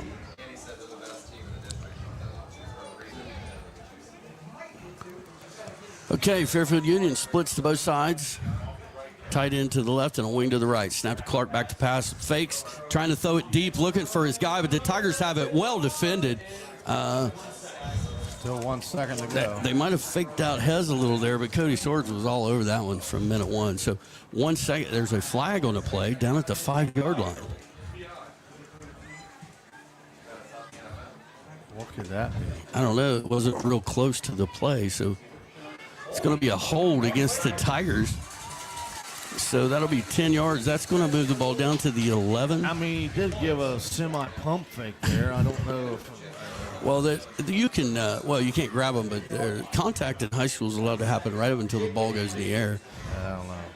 So anyway, we'll call it 1st and 10, but it's really going to be the last play of this first half. As Fairfield Union will utilize their second timeout. We'll stay right here. Yeah, I'm not sure of the flag there because it had nothing to do with the play. So anyway, going to be the last play of the half. Stay tuned for the Hometown Chevrolet halftime show. Skip Mossick will get you started, let you know what's going on around the area, and then we'll be back. It's a pretty big play here. 11-yard line. They score here, and they get the ball to start second half. It's a different game. It's a whole new game. So, on this kind of play, I think there's 2 things you need to pay a really close attention to, and that's 15 in the backfield on the carry, just quite simply up the middle. And I have a feeling the quarterback's going to be rolling right. Yeah. And the speedster receiver, we just got to stay on him. So we don't know what's about to happen, but it's going to happen. Fairfield Union still on that sideline in the huddle. Where is the play clock? I don't see it anywhere. Do you see one? I don't have one. Okay. Well, he just whistled it. Ready for action. So here comes the Falcons. Different quarterback in here, Todd. Number 9, the substitute quarterback in the game now. He's going to take it back to pass, going to throw it quickly, looking for his guy in the corner, and it's going to be knocked down and incomplete. And that's going to bring us to the end of the first half. By the way, that was Carroll Island, which Cade said was closed on that play.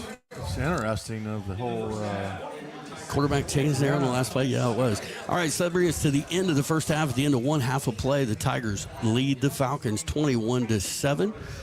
We'll be back for the Hometown Chevrolet halftime show after this break. You're listening to Waverly Football on WXIZ. Looking to buy or sell a property? Brewster Real Estate and Auction is here to help. Proudly serving Pike County schools and sports, we specialize in both traditional listings and auctions, live, online, on-site, or remote.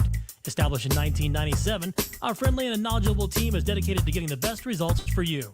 Ready for a free consultation? Visit us at 200 East Emmett Avenue in Waverly or call 740-947-7577. Brewster Real Estate and Auction, your full-service real estate and auction company. Follow us on Facebook for the latest updates. Looking to furnish your home with the best brands and values? Come to Kohl's Furniture at 3581 Jasper Road in Piketon. We build a family tradition of great service and value offering top name brands. Need financing? No credit, bad credit? Don't sweat it. Visit Kohl'sFurnitureStore.com today. Plus enjoy free local delivery on purchases over $500. Open Monday through Saturday. Call us at 740-289-4404. Kohl's Furniture, where great service and great value are a family tradition.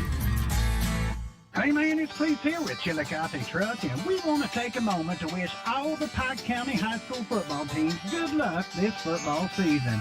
And hey, if you're looking for the biggest selection of recent model year quality pre-owned trucks with huge savings off retail prices and guaranteed approval for everyone, then you gotta come see us at Chillicothe Truck. 173 Rennick Avenue in Chillicothe, Ohio, or online at chillicothetruck.com. Go Tigers, go Red Streaks, and go Eagles. From the Ohio News Network, this is the Ohio Education Association Tonight in High School Football. Named Best Sports Program in the Country by the National Association of State Radio Networks. Tonight in High School Football is presented by Beck's Hybrids and by Ohio for Responsible Gambling. Now here's your host, Skip Mossick.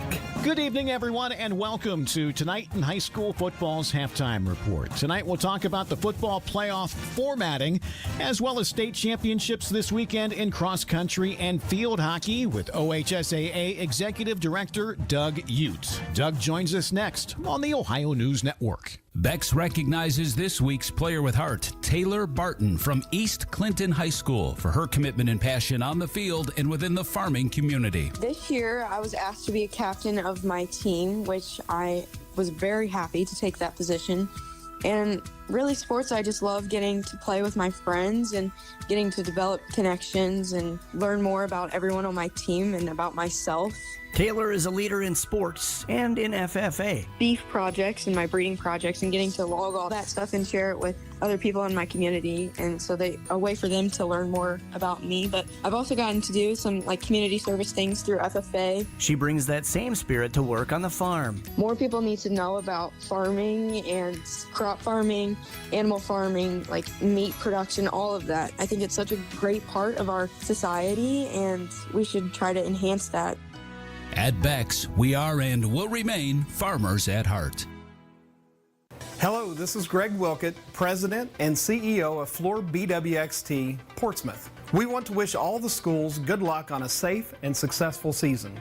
Just like a sports team, we've been working together to safely and effectively decommission the former Portsmouth gases diffusion plant and leave behind an environmentally safe and sustainable future for our region. On behalf of all of the employees at Floor BWXT, I'd like to wish all of the teams in the four-county region a safe, fun, and winning season. When you're shopping for insurance, you might say, "What? Huh?" I'm so over this. But what you really need to say is something that could actually help. Like a good neighbor, State Farm is there. When you get a local State Farm agent, they can help make it easy and help you choose the coverage you need. Plus, they're available online, over the phone, or even in person. I'm so into this.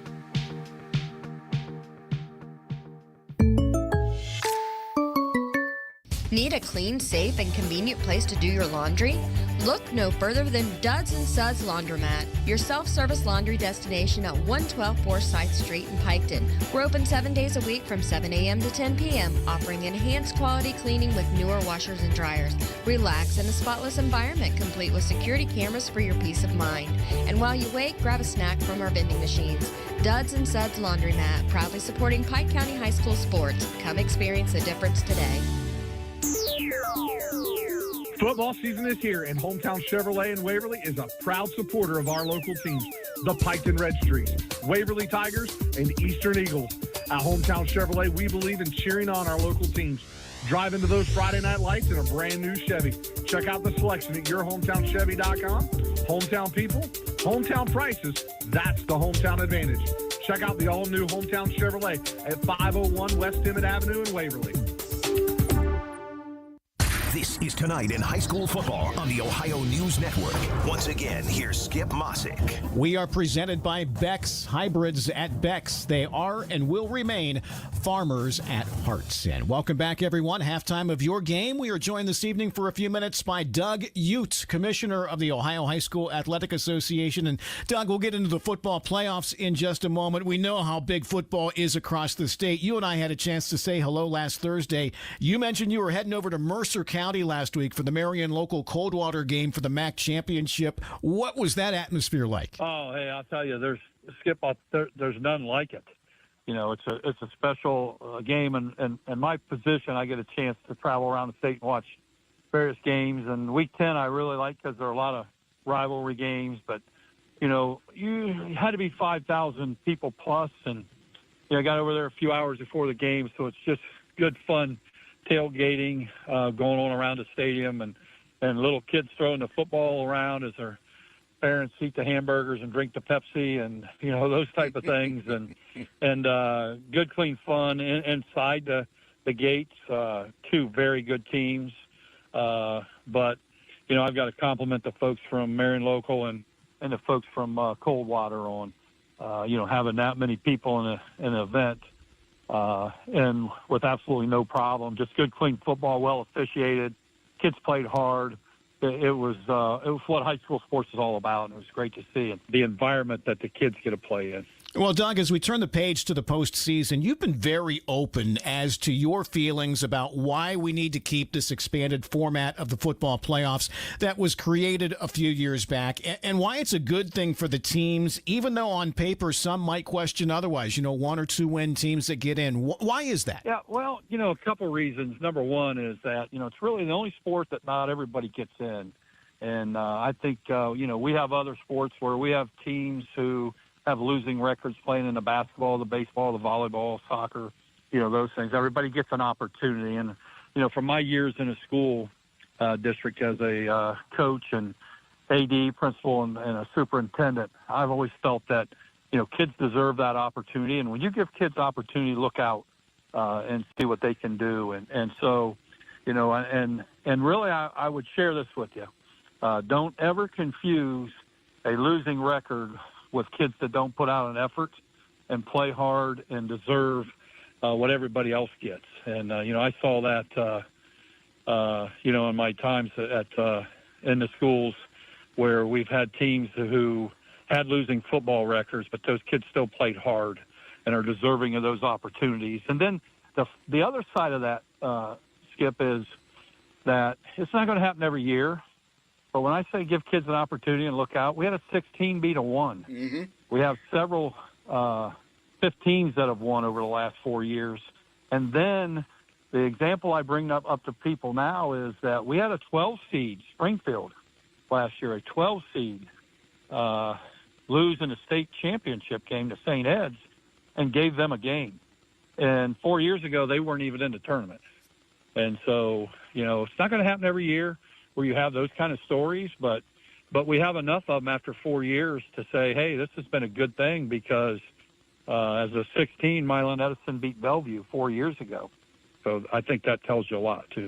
Well, Doug, obviously it's a busy time for fall sports championships. Tomorrow, cross country and field hockey. Just a little bit about those championships as kids vie for state titles in those sports. Yeah, we're excited about this time of year. And, we've done the tennis and golf already, and then we're at the finals, the final day of the cross country over at Obetz and field hockey at Thomas Worthington.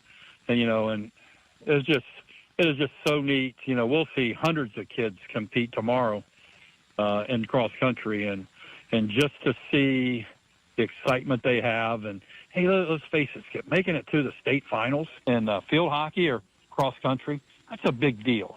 And those are lifelong memories. And these kids work hard, and their parents are committed to, giving them opportunities to get better. And so when they get to this, it's just icing on the cake for everybody involved. And so it's just really neat to see.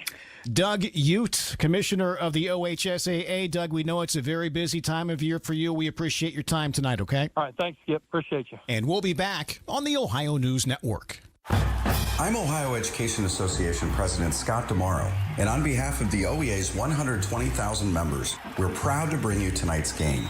Our members are the public school educators who coach your kids on and off the field because we believe in the potential of every student and their right to a high-quality public education, no exceptions. That's why we will continue to speak in one voice to demand the supports and resources our public schools need because public education matters. Did you know 38% of Ohio's teenagers have spent money on gambling in video and online games? Items like mystery boxes, skins, and spin to win mimic gambling, putting children at a higher risk of experiencing a gambling disorder as an adult. So get in the know about youth gambling and start the conversation with discussion guides, parent resources, and more at changethegameohio.org. That's changethegameohio.org. The Glockner family of dealerships offers the top brands: Chevrolet, GMC, Honda, Toyota, Ford, Dodge, Chrysler, Jeep, and Ram. Glockner has an amazing selection of new and pre-owned vehicles. Ask about the Glockner Guarantee. 12-month, 12,000-mile new vehicle premier coverage and 5-year, 100,000-mile powertrain coverage included on qualifying used makes and models. Credit issues? No problem. Glockner Auto Credit will finance your future, not your past. Shop online at Glockner.com. At Glockner, we make it easy. Southeast Appalachian Regional Community Health of Ohio is proud to present The Search Project. The Search Project through the Jackson County Health Department is a program designed to decrease the negative impacts of COVID-19 and other public health issues and promote healthy behaviors through the deployment of community health work. The project is funded by CDC and serves 11 counties in southeastern Ohio. For more information, contact the Jackson County Health Department at 740-935-6322. Looking for a rewarding career with a global leader? Kirchhoff Automotive, a family-owned company, offers you the chance to grow and succeed. At Kirchhoff, your development is our priority because a better you means a better us. Together we will work for one aim. We move future. Kirchhoff Automotive in Waverly is hiring now with starting wages from $18.83 to $20.33 an hour. Visit our career website today for more information. Kirchhoff Automotive, where your future drives ours. Klinkers Lumber and Builder Supplies in Waverly, Ohio, your go-to destination for all things building and beyond. With over 75 years of dedicated service to the community, Klinkers is an Ace Hardware dealer that offers more than just lumber. With a massive 10,000 square foot store packed with everything from paint to plumbing, electrical to lawn and garden, and a whole lot more. Open Monday through Saturday, Klinkers Lumber and Builder Supply is here to support your projects, big or small. This is ONN. Our thanks again to OHSAA Commissioner Doug Ute for joining us this evening. Enjoy the second half of your ball game. I'm Skip Mossick on the Ohio News Network. This has been the Ohio Education Association Tonight in High School Football. Presented by Beck's Hybrids and by Ohio for Responsible Gambling from the Ohio News Network. You're listening to Waverly Tigers football on 100.9 Hank FM. We're back here at the Hometown Chevrolet halftime show. First of all, Erica back at this station. I hope you're okay. Sound like the aliens got her. Well, she had a little smash her toe. Glad you're doing all right. We're back here at the Hometown Chevrolet halftime show, and Tigers leading Fairfield Union by a score of 21-7. And, you know, went down to the restroom and back and talked to a few folks on both sides here, and everybody kind of feels the same playoff experience and the Tigers' sneaky athleticism, which, you know, it's not over the years watching film. It's hard to see it on film. And, you know, the radio guys to my left, really impressed with Mason Kelly and his presence in the pocket. Well, that's the advantage of being a three-year starter. I mean, sure. If we remember Mason's first start at Miami Trace, he throws 3 picks, and the coaches were about to blow a gasket in our box. And he's come a long way, but you see it. I mean, last week he had pressure, and he did things that I never thought he would do with getting rid of footballs and dropping dimes. Yeah. Well, you know, really excited for this Waverly Tiger football team. You know, 2 weeks ago, you and I went down to Northwest, and, you know, it was just really tough. You know, Northwest gave them a lot of credit because they deserved it. But, You didn't know how this Tiger team was going to respond. Week 10 was a tough match last week with Bound Healthy, but hey, you talk about a nice game to prepare you for a 7-10 matchup in Yeah, 15. because this game is moving at a snail's pace. Well, not in a boot. But yeah, for the Waverly Tiger defenders in particular. And one thing Waverly's doing tonight, I haven't seen a lot of. Hunter Houck is blitzing A-gap on almost every snap. And, Fairfield finally took advantage of that by running the quarterback outside on their one touchdown drive, which, they had some success there. And then Fairfield Union come down there at the end and about snuck one in, getting the ball here to start this second half. But, the Tigers just got to continue to put their foot on the gas, and hopefully that playoff experience we've talked a lot about will continue to make a difference. Fairfield Union has kind of shot themselves in the foot a number of times with some untimely penalties, some bad snaps. And then they've run into Mason Pollard, who's been the do-it-all guy for the Tigers. Yeah, it's 2 weeks in a row that Mason Pollard has stepped up. Well, he came into tonight's not with roughly 860 yards receiving. So I got to believe once you catch up, we're going to find out he has surpassed 1,000 yards. I'm pretty confident he's got 140 plus in this first half. Also wanted to update you a couple of scores here. And I can't say I'm surprised. Wheelersburg leads Barnesville 17-0. Piketon and Columbus Academy 3-0. 3-0 at halftime. That Piketon defense up to the challenge tonight against Columbus Academy. Go Streaks. Yeah, and late in the second quarter, West Holmes and Uniota tied at 21. The score I got from Tim Ryder says defense optional in that one. And maybe Todd will get back with us here in a minute. Last check, Amanda Clear Creek was leading Portsmouth. We will see if that continues to be the case, as I'll take a quick look at them here as Snod finishes up those first half stats. St. Mary's leads Miami Trace 14-7. Fairland leads St. Trace 17-0. Let's see what else we got here. Eastern Eagles up 17-6 on Strasburg Franklin. So Strasburg bringing it tonight, giving the Eagles a little trouble. What else we got here? Still looking. Portsmouth now is taking the lead on Amanda Clear Creek, 21-13. And what else we got here? Harvest Prep leads Colgrove 20-0. And Portsmouth West leads Chesapeake 28-18. Todd's living the Bruce Springsteen song over here. Yeah, he's got a friend that's a big baseball fan. Yeah, he's on his own program. I think he thinks it's the guy that he was talking about earlier. Maybe he'll tell us. Were you right? Were you right? No, but this is a former teammate of theirs. This is Brian. Oh, was it? Nice to meet you, dude. Jeff Davis. Nice to meet you. Todd's buddy, he was talking about Huff earlier on the air. We've met one of his teammates. No, I did hear somebody, Todd, just for your information. Bill Hoover asked a guy down there about him, and he said that it is a relation to his. Hey, Todd, put your headset on. Speaking of Mr. Hoover, our superintendent, I saw down there, Hunter was down at Miami this weekend, Miami University in Oxford, and ran into an old Waverly graduate, John Shoemaker. Was back at his alma mater this weekend. So, well, she probably got him a World Series ring coming. Yes, he most certainly does, and he's earned it in that organization. All right, we're going to go back to the station for a break. When we come back, I got a feeling Snod might have some stats. We'll be back in 1 minute. You're listening to Hometown Chevrolet Halftime Show on WXIZ. We offer the latest in innovative technology.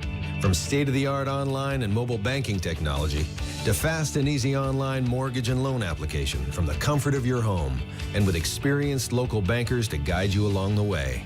We have the technology. We have the team. Call us today. We're an equal housing lender. Ohio Valley Bank. Community first. Member FDIC.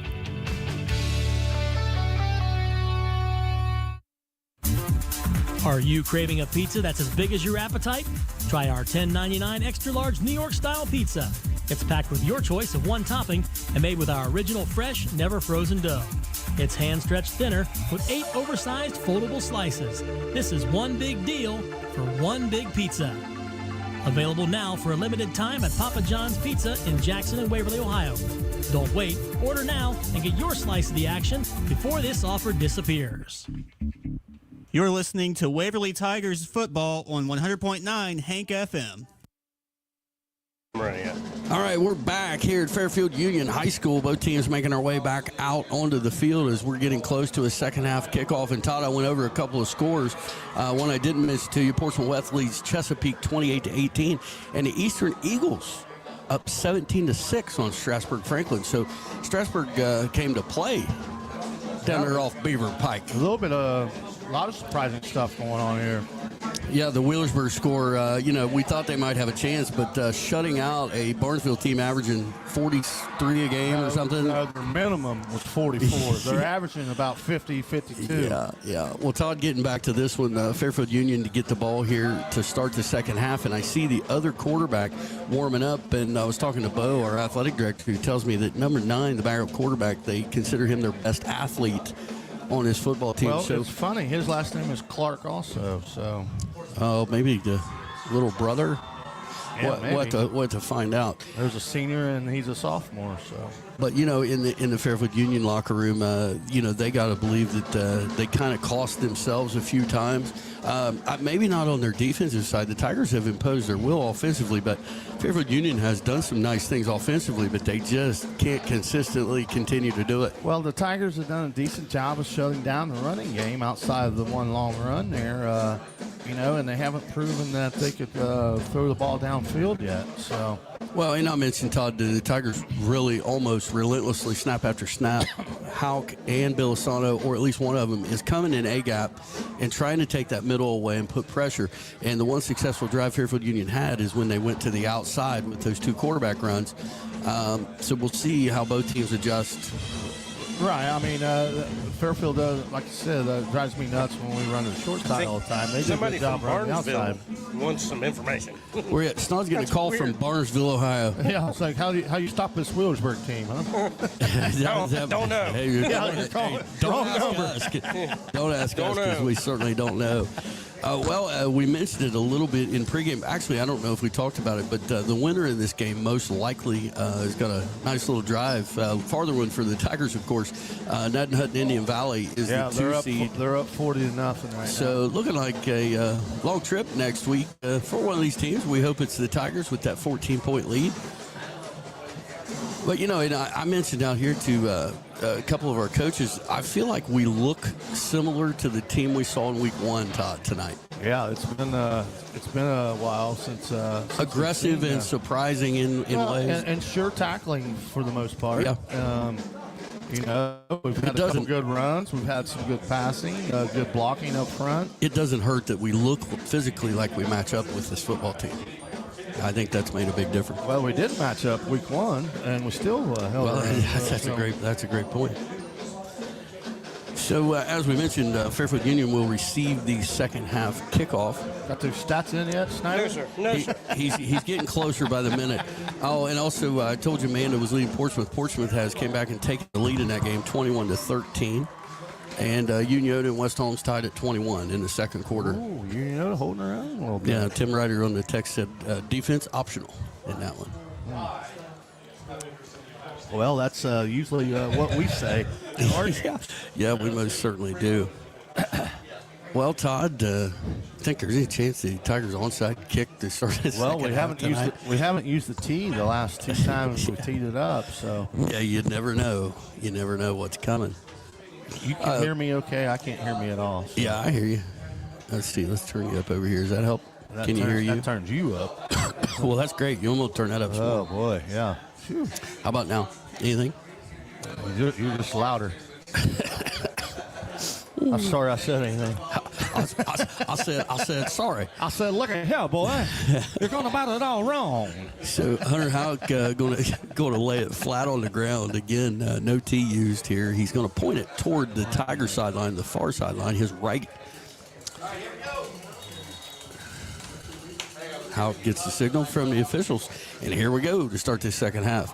Houck kicks a squibber down the middle, and it's hit and finally picked up by the Falcons at the 23s, across the 25, 30, And finally dragged down at about the 37 or 38-yard line. Tigers didn't want to see that kid with the ball in the open field there. Number 2, Sala. He's the one that's got the tremendous wheels.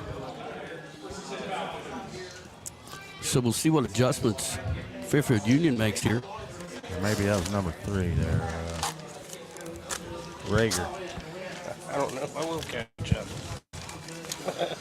So the Falcons break the huddle here just underway in the second half. Tigers lead 21-7. Now. Splits to both Splits to both sides. Wing right. Snap. Going to hand it off. They got a reverse. Trying to get outside to the left. He's got a block, but fought off by Mason Pollard. And an outstanding play. He fought off a block by the quarterback and then made the tackle. And the ball carriers stung a little there. Sala, the speedster. Pollard went low, went through his legs. The gain of 1. Well, I know who the MVP of this game is so far. You got that right.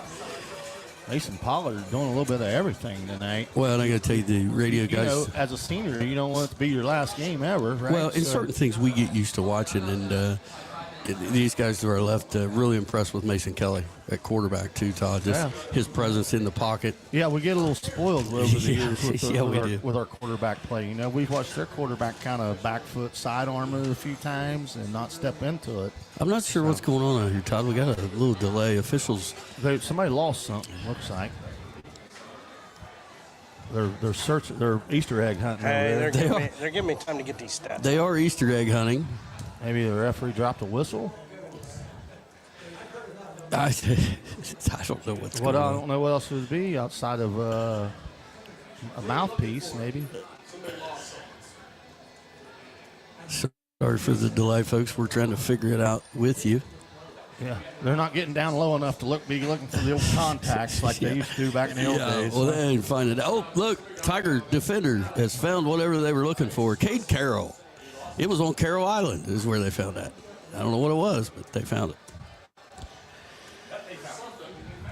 Something. It's come from the Fairfield Union sideline. I really want to know what that is. That seemed really important, whatever it was. Anyway, it'll be 2nd and 9 now. It's laying on top of the water cooler, whatever it is. We need our binocs. 2nd and 9. Hey, this guy right here's got some. 2nd and 9 for the Falcons. So splits to both sides, a wing to the left and a back to the left of Clark. Snap to Clark, kind of highs, running option left, cuts inside of the defensive end, breaks a tackle across the 40, man. And he gets tripped up by the 45-yard line. Got him there. And he's going to be short of a first down. Should have had it, but lost his footing there. Blame that one on the grounds crew. Too much pain on the 45. So 3rd down and 1 for the Falcons from their own 47-yard line. 10:40 and counting to go in this third quarter. Waverly leads 21-7. I'm entertained just watch Snod. I give up. I'm done. Twins right, split left for the Falcons. Snap. Clark going to roll out to the right. Being chased. Bill Saunders got a hold of him, and he's going to be tackled. Wow. And if this judge on this side marks it, it's going to be short. They're both short. 4th and 1. It'll be 4th, and we'll see where the mark is. It's really, it's short, but it's close.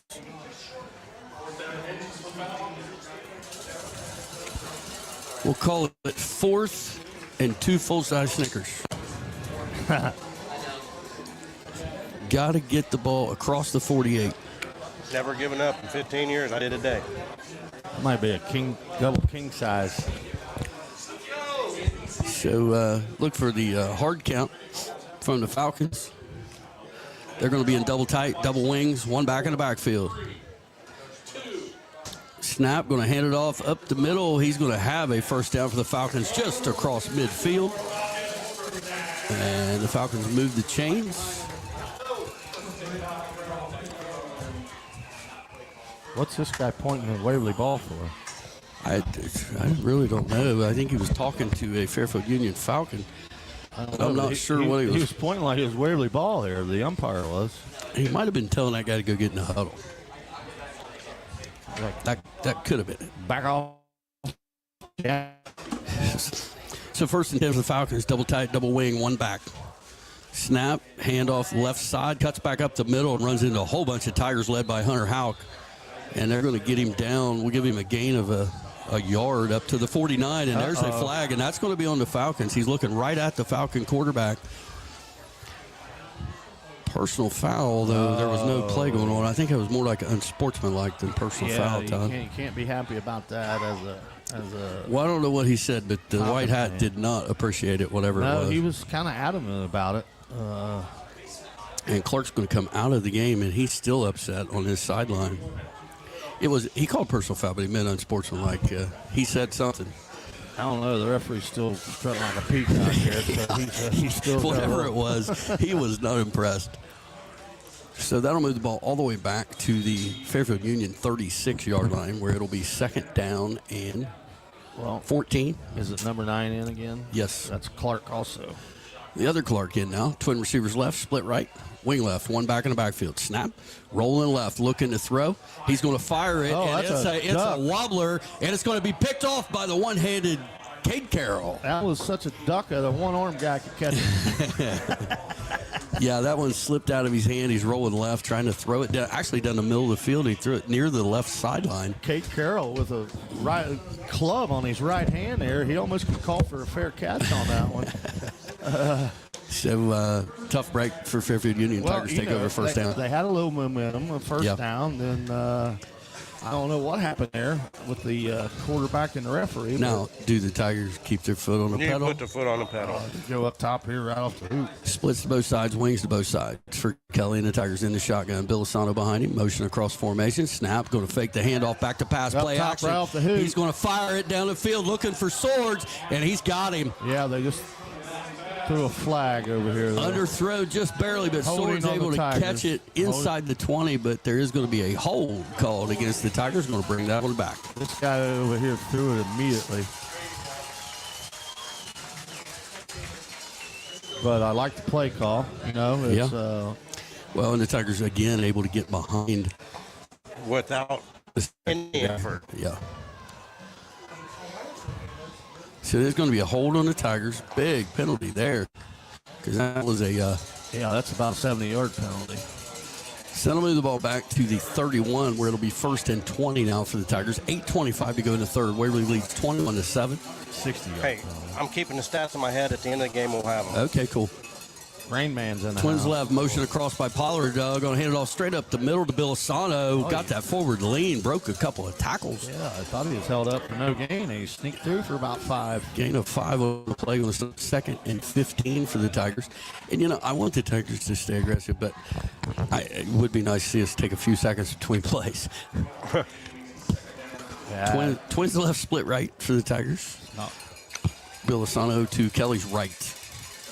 Motion by Swords. Snap. Kelly back to pass. False start on the Tigers. Yes, I didn't see who that was. It is going to be a 5-yard false start. Somebody on the interior line calls the umpire here threw it. Well, the umpire's back there nowadays. I don't know what you call this guy, but the other fella. So that moves it back to the 31. The Tigers will have it 2nd and 20 from there. Oh, what's his faces? Twin receivers left, split out to the right is Cody Swords. Motion by Bill Asano out to the left. Snap to Kelly, back to pass, going to throw the quick screen to Cody Swords. And the footing an issue as he slips down. Right at the line. Snyder, you all right? He's up and down like a yo-yo. 3rd and 20 for the Tigers. Clock running 7:20 to go here in the third quarter. 3rd and 21.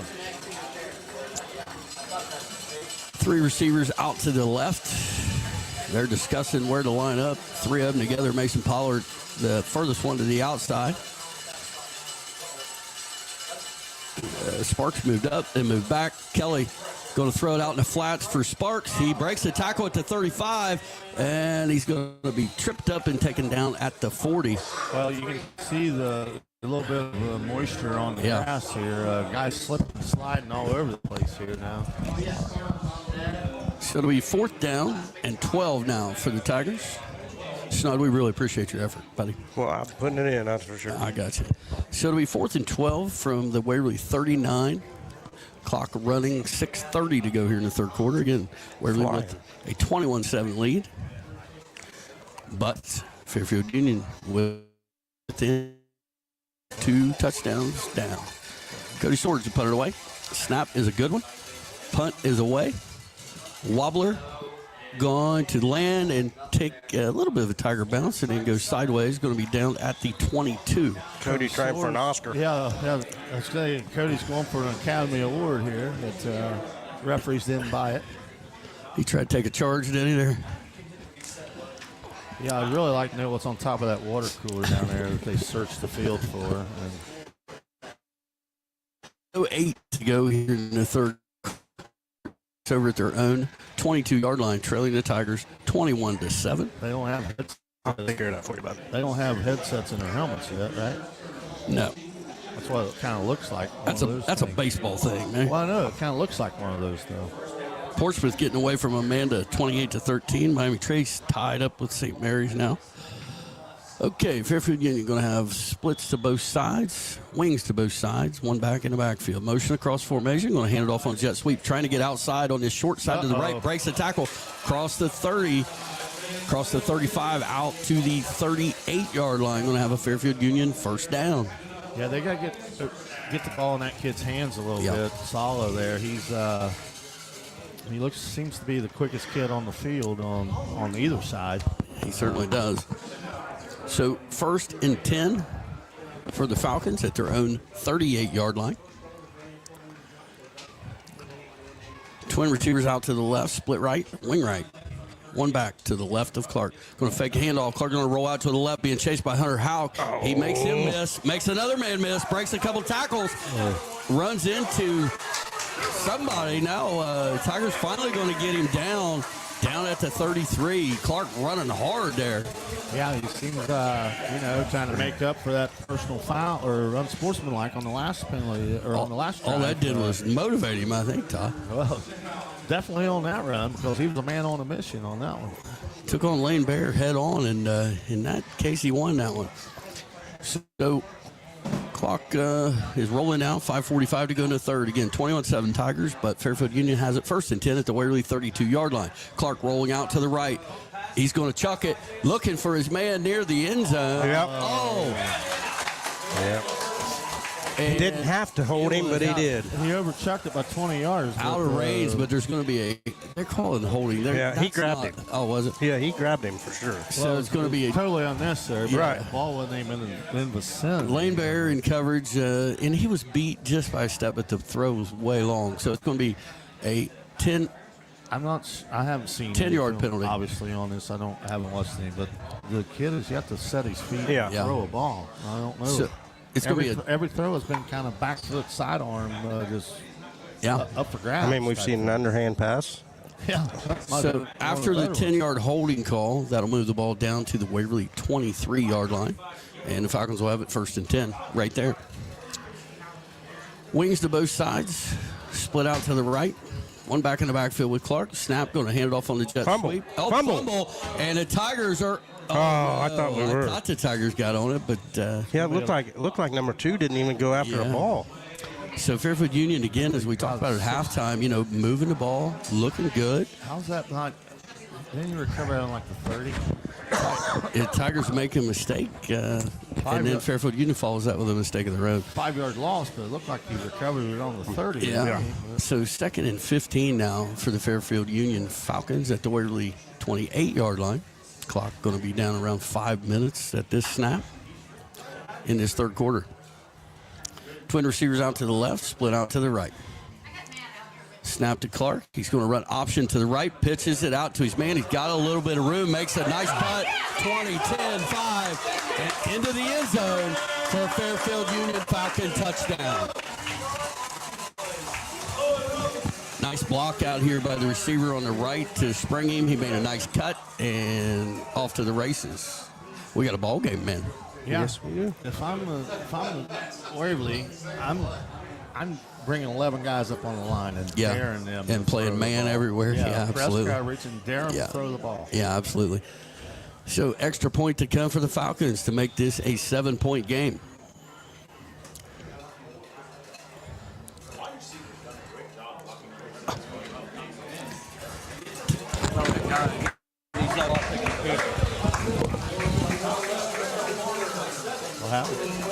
4:51 to go in the third, 21-14 Tigers. We're going to go to commercial, but we got to keep our mics live because the computer's locked. We'll be back in 60 seconds. You're listening to Waverly Football on WXIZ.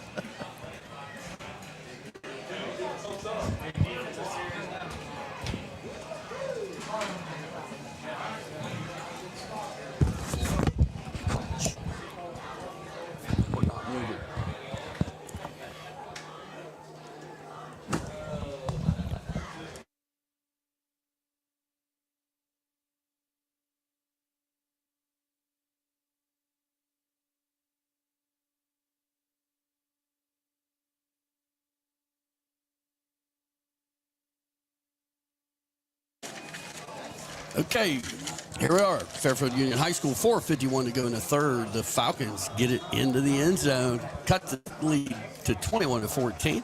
The approach in the kickoff coming from Fairfield Union. It's a over and kick going to be fielded by Swords at the 16. He's across the 20 looking for a block. 25, 30, 35. Oh, and runs into the kicker, who's the guy that scored the touchdown at the 32. Big stick there. Tell you what, 15 does a lot for Yeah, he does. I mean, he's... Hey, because I'm telling you, if he doesn't make contact there, Cody Swords is getting ready to cut back and go to the house. Head downfield. 15 is rough. He's run for their 2 touchdowns. He's kicked a 70-yard punt. Yeah. So the Tigers take over their own 31-yard line. Clean. What I did get the key, he's the leading tackler. Tigers with a 21-14 lead. Will have it 1st and 10 at their own 31-yard line. Tigers can't get complacent here. Yeah. Splits to both sides. Bilisano in the backfield behind Kelly. Motion by Sparks across formation snap. Going to throw it quickly out there in the flats. He's got Sparks across the 30, 35. Go, Sparky. 40, 50 into Fairfield Union territory. Nice little play there, Sparks in motion. Quick out route. Nice block by the receiver, Cody Swords, out there to spring him. Turns out there on Tigers' last drive, that holding penalty was game changer. Instead of having the first, what we get down to there? We're down to 10. 10. Boy, they marked him out of bounds way back here. Yeah. It's enough for a first down, but back in Tiger territory at 42. So twin receivers left again. Cody Swords split out to the right. Bilisano in the backfield with Kelly. Motion by Swords across the formation. Snap to Kelly. Going to hand it off to Bilisano to the right. He's got some good lean there. Going to be pushed out of bounds after a gain of, what's that, about 5 yards 47. up to the 47. So nice run on first down. Sets up 2nd and 5 for the Tigers. Clock stopped 4.5 minutes to go here in this third quarter. Stacked twin receivers to the left. That's Swords and Pollard. Sparks split out to the right. Bilisano in the backfield behind Kelly. Motion by Sparks across the formation to trip. Snap to Kelly. Back to pass. Looking left. He's got all day. Throws it out in the flats and in and out of the hands of Mason Sparks. Defender might have got a hand on that one. Yeah, he may have been better off running that one for first down. He scrambled out to the left and nobody around. This official just set a world record sprinting to the other side to get a football to Waverly's sideline. 3rd and 5 now. 4:24 to go in the third. Big third down here on both sides. Motion by Pollard. Snap. Going to hand it off to Pollard on the jet sweep. Pretty well defended. He makes a guy miss and then fights forward enough for a Tiger first down. And speaking of the MVP, there he is. Yeah, that should have been a 2 or 3 yard loss. Instead, he gets enough, looks like, for a Tiger first down. So 4:12 to go down the third. Tiger's going to go wishbone under center now. A little change up. Double tight. 3 backs. Snap, going to hand it off to Gunnar Myers off the right side. Put your hand down and go. And he's going to be ahead for a gain of about 4 yards up to the 42. So Tiger offensive line getting a nice push there. 2nd and 6 from the 42. We got the big package in here. Gunnar Myers and Houck. Same thing, double tight, 3 backs. Kelly under center. Snap, going to hand it off to Houck straight up the middle. And he's going to mush forward for a gain of a couple down near the 40-yard line. Going to set up 3rd and 4 here. Todd, I feel like I'm in B-deck at the shoe. Right behind the big pillar. Yeah, I did that one time, and I will never sit in a B-deck ticket again. So clock running, 3:25 and counting to go here in the third. Tigers lead 21-14. They have it 3rd and 4 on the Fairfield Union 40-yard line, and the Tigers in sort of a huddle. A lot of obstructed views in the old Ohio Stadium. Taking their time, double tight, 3 backs again. Snap to Kelly, going to pitch it to Gunnar Myers out to the right, and he's going to be stopped basically for no gain at the 40-yard line. Once again, in the short side, I can't. Guys be insane. So Tigers bring their regular offensive personnel back on. Looks like they'll go for it here on 4th and 4 from the Fairfield Union 40-yard line.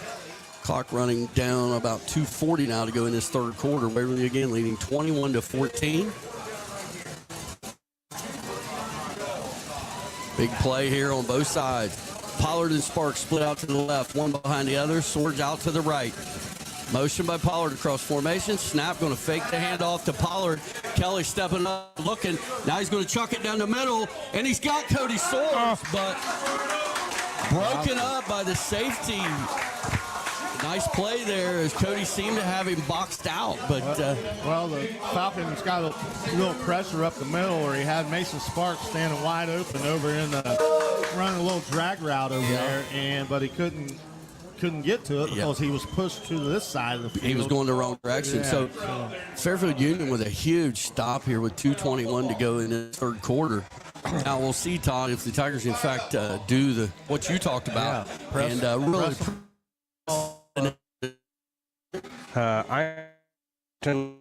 Christian at 14.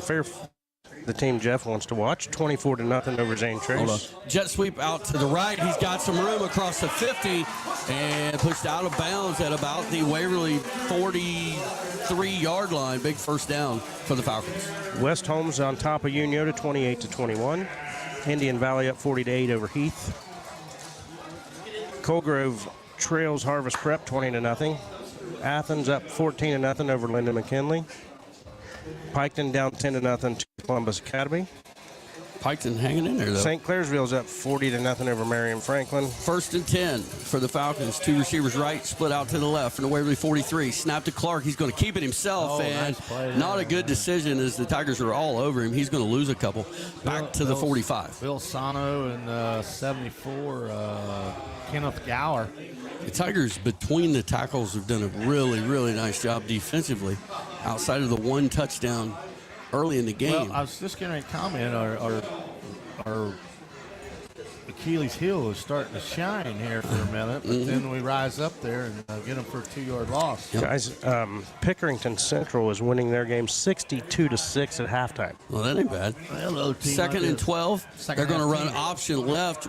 Clark's going to keep it himself, and not much doing on that play. Give him a gain of a couple. It's going to be 3rd and 10. Yeah, you have to want these guys to have to throw the ball here. Well, that early penetration really messes that option up if the quarterback doesn't have time to get outside. So big play here for the Falcons. 3rd, and we'll call it a long 10. Clock down, 1:10 to go in this third quarter. Again, Waverly leading 21-14. I like big plays, and I cannot lie. What's another big one? I'm finding 15 and 2. Well, mostly 15 in the running game, unless 2 comes in motion.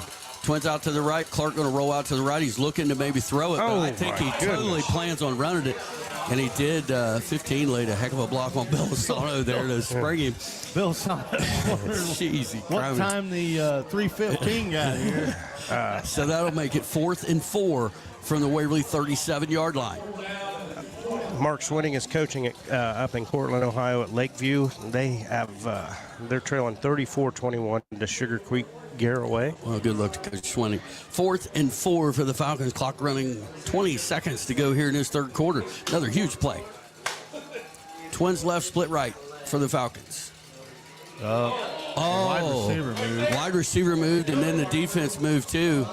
They're going to call the false start on the Falcons. Boy, not only does that cost them 5, but if he doesn't stand still, they'd have got the first down because the Tigers were cheating on their blitz there. Sugar Creek Airway is another one of those schools like Marion Local, Berlin Highland in basketball every year. Yep. I mean, they're there. Yeah. We'll see if a play actually happens here. It doesn't look like Fairfield Union is going to run a play. That's going to bring us to the end of the third quarter. At the end of 3 quarters, Waverly leads Fairfield Union 21-14. We'll be back in a minute You're listening to Waverly Football on WXIZ.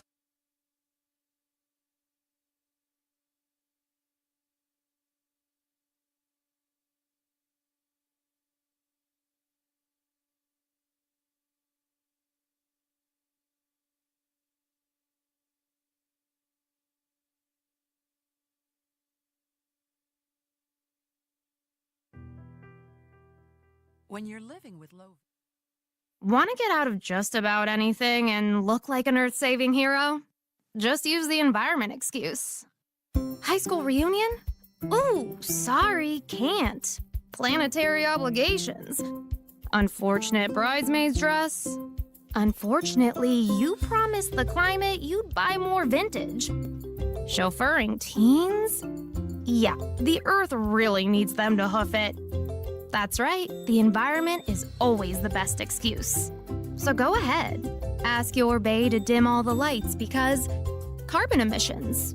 Tell your dad-botted dad to eat more plants, for the planet, obviously. Kindly tell the kids to stop asking for a new phone. I mean, e-waste, right? Find your out and opt in to cutting carbon. Just visit theenvironmentexcuse.org. A public service announcement brought to you by WildAid. You're listening to Waverly Tigers football on 100.9 Hank FM. We're back, folks. Fairfield Union went ahead and punted there on fourth down. We were gave them late getting back. No, it had to cross the out-of-bounds line prior to where it hit. Because it hit out of bounds. Tigers didn't even put anybody back. They didn't believe them, but they did punt it, went out of bounds at the 6. So Waverly takes over to their own 6-yard line. We don't need to get cute here. Leading 21-14, 11:52 to go in the game. Bunch trips right. Bilisano in the backfield.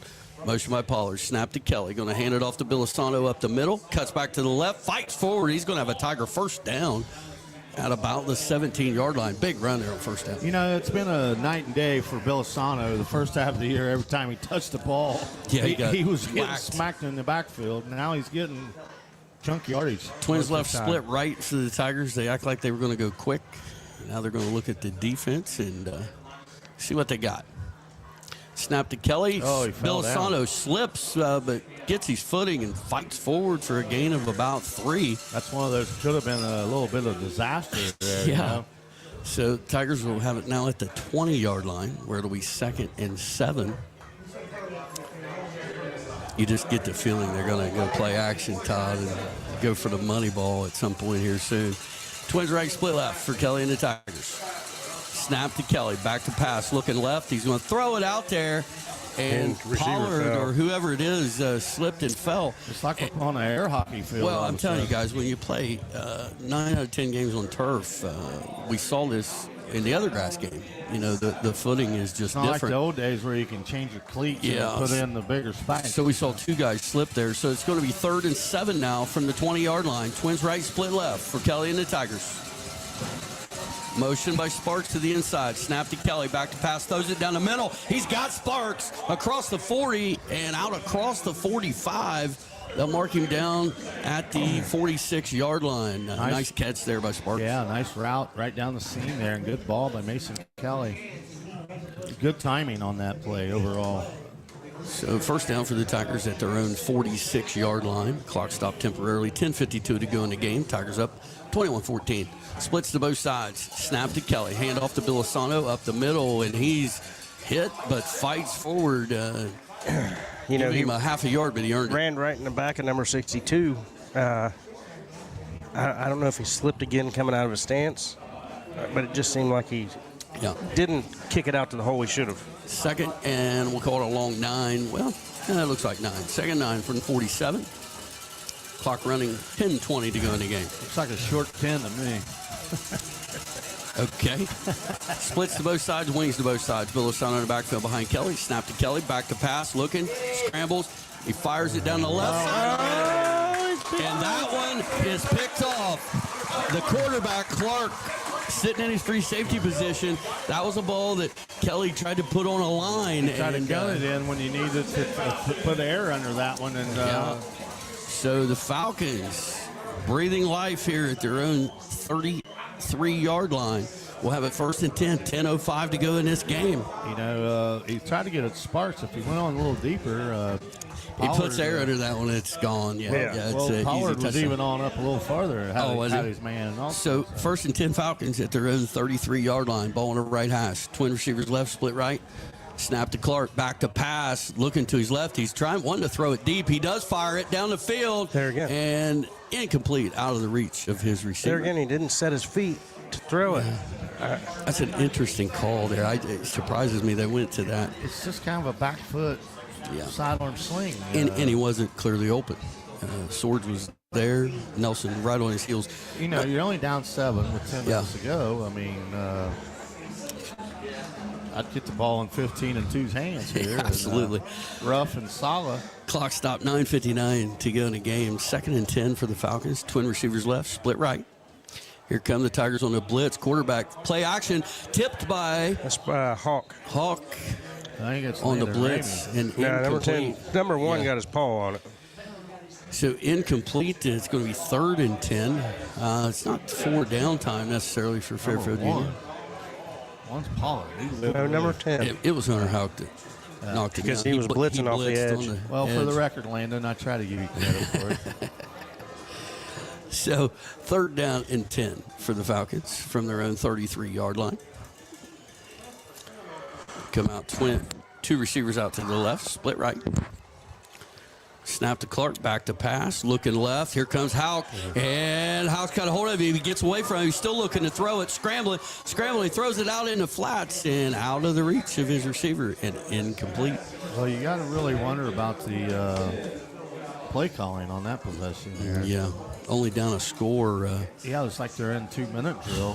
You know, throwing it 3 times. We say thank you for that one.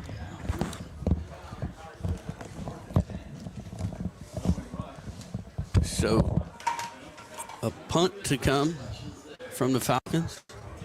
I don't know, but that's white noise every time. Talk. Hello. Punt to come. He's done a good job punting it today.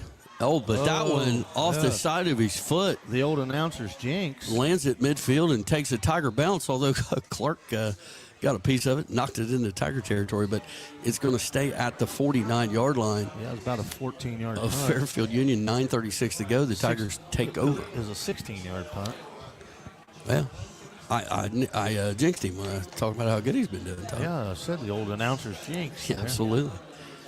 So 1st and 10 for the Waverly Tigers. Now what you got, Todd? You know, running it. I'll probably give Belisano a chance to the wide side here one time. Yeah. Splits to both sides for the Tigers on a wing on the right. Mason Sparks, the tight end, on that right side. Motion across formation by Pollard. Going to hand it off to Belisano up the middle. And his forward lean, man, he's running strong. Yeah, gain of about 6 on the play. That's 2 series in a row. He's taking a pretty good smack. Moves it down to the Fairfield Union 43-yard line, where it'll be 2nd down and 4. Currently, Waverly has 359 yards of total offense to 279 for Fairfield Union. Belisano for 18 carries for 117 yards, 2 scores. Mason Kelly, 11 of 21 for 232. Kelly pitches it out to Belisano off the left side into that short side Todd loves so much. He's going to be ahead for a gain of about 3. We run every play to the right, and when we get to the short side, we run it to the left. What's the fascination with that? I'm not sure. It's going to be 3rd and 1. Mason Pollard has 4 catches for 134 yards. Okay. Getting close to that 1,000. So 3rd and a yard for the Tigers. Gunnar Myers in at quarterback. No, he's not. I swear that looked like him. He's the wing. Okay. Motion across by Belisano, now into the backfield snap. Hand off to Belisano up the middle. He's got room, and he takes a lick. It was both of them. The other kid got the worst of that one. Wow. That was a collision at the 34-yard line. The quarterback, I think, Clark. Coming up there. Wow. Well, they both felt that one. I felt that one. That was number 4 against number 4. And it was about a 4 on the Richter scale. Yeah. Clock running, 8:40 to go in the game. Tigers leading 21-14. Looking for more. 1st and 10 at the Fairfield Union 34. Twins right, split left. Motion by Sparks from right to left, back into the backfield. Snap. Going to hand it off to Sparks into that short side again. He'll be ahead for a gain of a few up near the 30-yard line. Haven't seen that wrinkle out of the Tiger offense. And they'll give him a gain of 3 up to the 31, where it'll be 2nd and 7. You know, when Belisano comes in motion and sets up in his tailback spot, very close to being going forward, because he sets up and takes that one step, it could be called. Twin receivers stacked to the right. Pollard split out to the left. Belisano behind Kelly in the backfield. Motion by Swords across the formation. Snap. Fakes the handoff on the jet sweep. Kelly keeps it himself. Look at him go. He's loose, looking for room to go, and he's all the way down inside the 15-yard line. And speaking of things we don't see often out of this Tiger offense. Yeah, Mason Kelly's not known to be a runner. Mason Kelly running, and actually to the wide side. But so 1st and 10 Tigers. Even when we did see him in previous seasons, he's not running as hard as he has this year. Clock now down around 8 minutes to go. 1st and 10 Tigers at the Fairfield Union 14-yard line. Splits to both sides. Belisano behind Kelly. Motion by Sparks right to left. Snap. Fakes the handoff. Throws it out in the flats to Sparks. He's got some room out there. And breaks the tackle 10-5. And he's going to get into the end zone for a Tiger touchdown. Wow. That's a heck of a run by Mason Sparks there. Looked like it was going nowhere. Ends up going in for 19 yards for the touchdown. Mason Sparks missed one in the first half that, was a big play, could have been, but he's made up for it with a couple really nice plays here in the second half. And for Mason Kelly to go back to him and the confidence in his receiver. So Hunter Howell going to attempt the extra point. Mason Pollard to hold it. And the referee just stopped the clock. Well, the clock was stopped, but he stopped the play. Oh, somebody's going to go out. Burdett has an equipment issue. He's going to have to leave. I think, no, that wasn't Burdett. List. Aiden List. So he'll be replaced, and we'll try again. Well, brings up a big drive for Fairfield Union here. Let's do or die now. Yeah. Snap is good. The hold is down. The kick is up. And the kick is good. 7:48 to go in the game. 28-14 Tigers. We'll be back in 1 minute. You're listening to Waverly Football on WXIZ.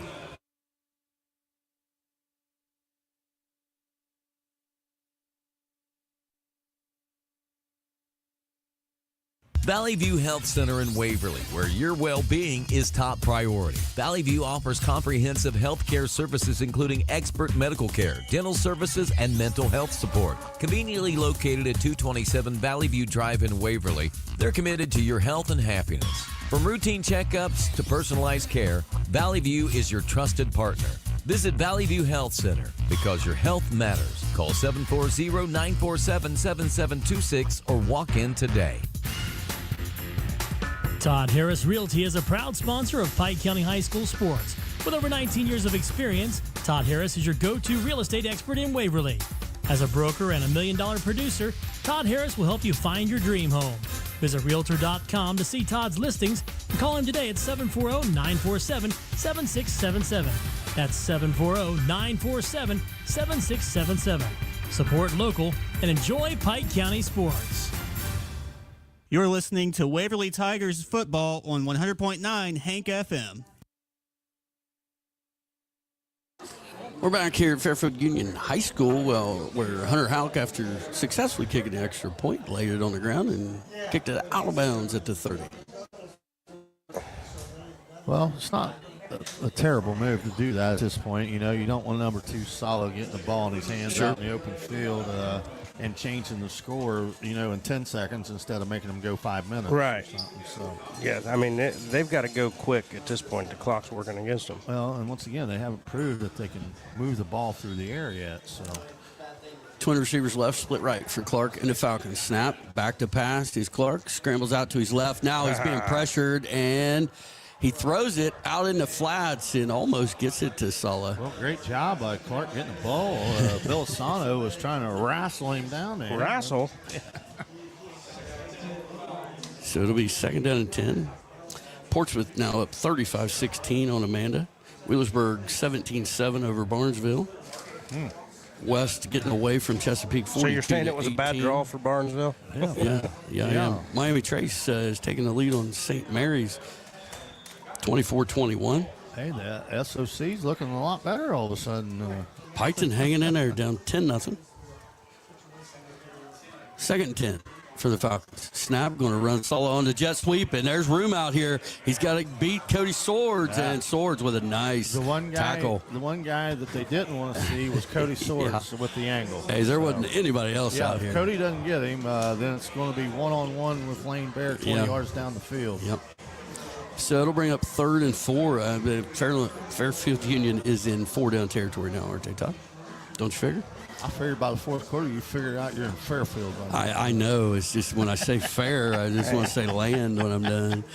7:34 clock stop to go in the game. You're special, Jeff. Third grade music class. Third down. Is your land. This fair land. 3rd down and 4 for the Falcons. Twins right, split left. At least he's not calling him the Dragon. Going to fake a handoff now. Clark's going to roll out to the right. Bilisano's got him, and he's going to flick it like a hook shot. Yeah. And he almost completed that one. That's almost behind the back. Yeah. Pull out his Patrick Mahomes. So it's going to be 4th down now for Fairfield Union as the Tigers have Bilisano's got cramps. I bet he does. He's left it on the field tonight.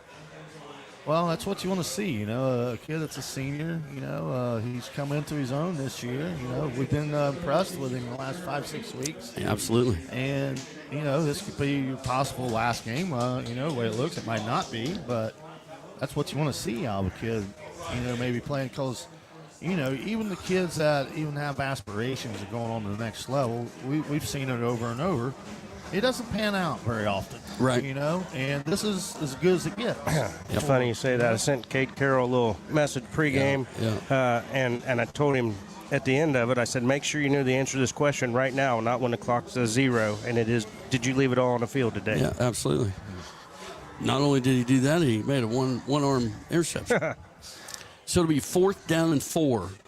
For the Falcons from their own 41-yard line, 7:27 to go in the game, 28-14 Tigers. Twin receivers out to the right, split left, snap. Clark's going to run out to the right. Looks like he's going to try to get it himself, and he is not going to get it. The Tigers stop him at the 42-yard line where they will take over 1st and 10. See, there's just not much variation in this Falcon offense. If they have to throw the ball, they're behind the 8 ball. Yeah. If so Waverly now you got to I think you need to take that on around the outside. Yeah, around the outside. Yes, he most certainly should have. So Waverly with it 1st and 10 and a 2-touchdown lead, 7:21 to go in the game in Fairfield Union territory. Hunter Houck in the backfield at running back. So this is going to be a little ground and pound. Yeah, I think. splits to both sides, wings to both sides. Motion left to right by Sparks. Snap. Going to fake the handoff to Houck. Spark or Kelly going to fire it, looking for Pollard, and it was tipped. Sala almost had the pick there, incomplete. We talk about other teams outthinking themselves sometimes. You said you saw 10 and you saw ground and pound. That's what we were counting on. They think so too. We had Gunner Meyer. We had 2 tight ends in. Yeah. So 2nd and 10 for the Tigers. Twin receivers right, split left. Snap to Kelly, going to hand it off to Hunter Houck straight up the middle, and he stumbled for a gain of 3 up to the 39. Nice job of keeping his balance. He was hitting the backfield. Yeah, Tigers need to take their time, watch the back judge for that 5-second call. So 3rd down and 7.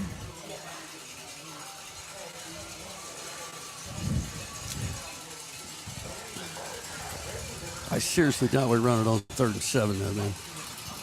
Twins to both sides. Should. Motion by Myers. Snap. Going to pitch it to Hawk out to the left. And he's going to put his head down. He's going to be short of a 1st down, go out of bounds at about the 35. That's tearing you up in it. It's going to be 4th down. Tigers will go for this, 4th and 3. If you pitch that to the right side, you might have a chance. I don't want to be premature here, but a 1st down here goes a long way to a Tiger victory. Yeah. So 4th and 3. And, now this is one. Todd, go ahead and take your shot here, right? They pick it off. Great. Splits to both sides for the Tigers. Got one-on-one with Swords down here. Snap. Gonna hand it off to Bill Asano, and he's hit. Whatever that was not the good play. I don't know. That was a.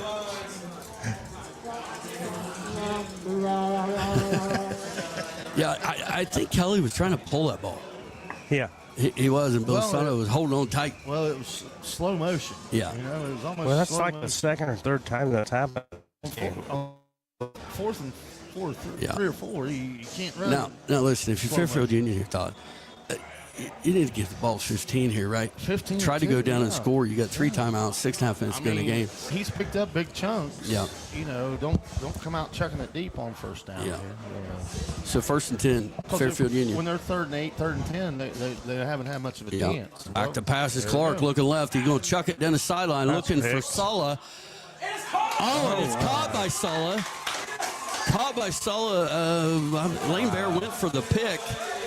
There's going to pass be interference also. Even if he didn't catch it, it's pass interference.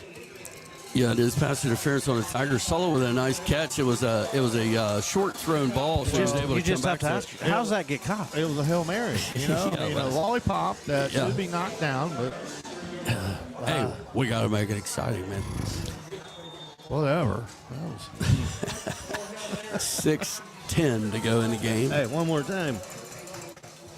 Tigers lead 28-14.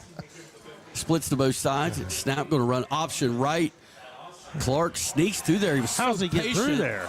Breaking tackles. He's all the way down inside the 15-yard line. He was almost standing still. I don't know how he got away there, but first down for the Falcons.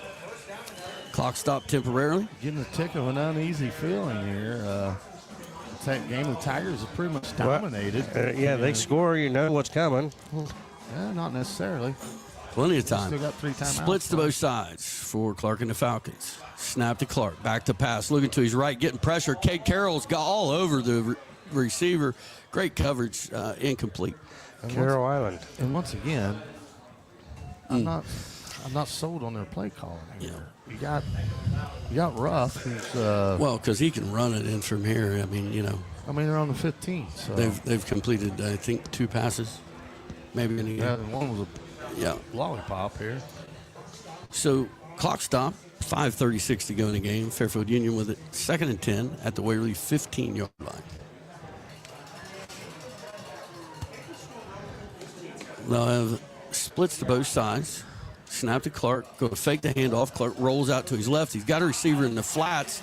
He's going to be tackled at about the 11. Oh, my goodness. Oh, they wound the clock. Is this the NFL? I have no idea why they wound that clock, but that's one of them overused calls. I feel bad for them there. In high school, that's out of bounds. That's 3rd and 5 now, but the clock running. In the NFL, yeah, that's clock running. Yeah. But in high school, that's out of bounds. And there's no sense of urgency here. No, they are in no hurry at all as They the probably clock. they probably think they're out of bounds. Clock rolling now. Going to be under 5 minutes. Splits to both sides. It's 3rd and 5 for the Falcons. Snap. Going to fake the handoff. Clark rolling out to he's his got right. his man out Throws there. it in the flats. He's got his receiver. Touchdown. And he's going to reach out to the pylon for a Falcon touchdown. Numbers that.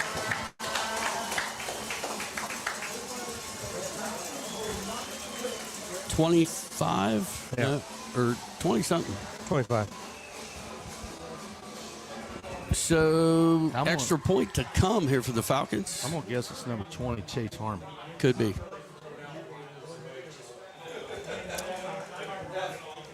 We got a ball game. Snap it a little high, gets the hold down. The kick is up. Low liner, but it's good. 4:52 to go in the game. Tigers lead 28-21. We'll be back in 1 minute. You're listening to Waverly Football on WBA.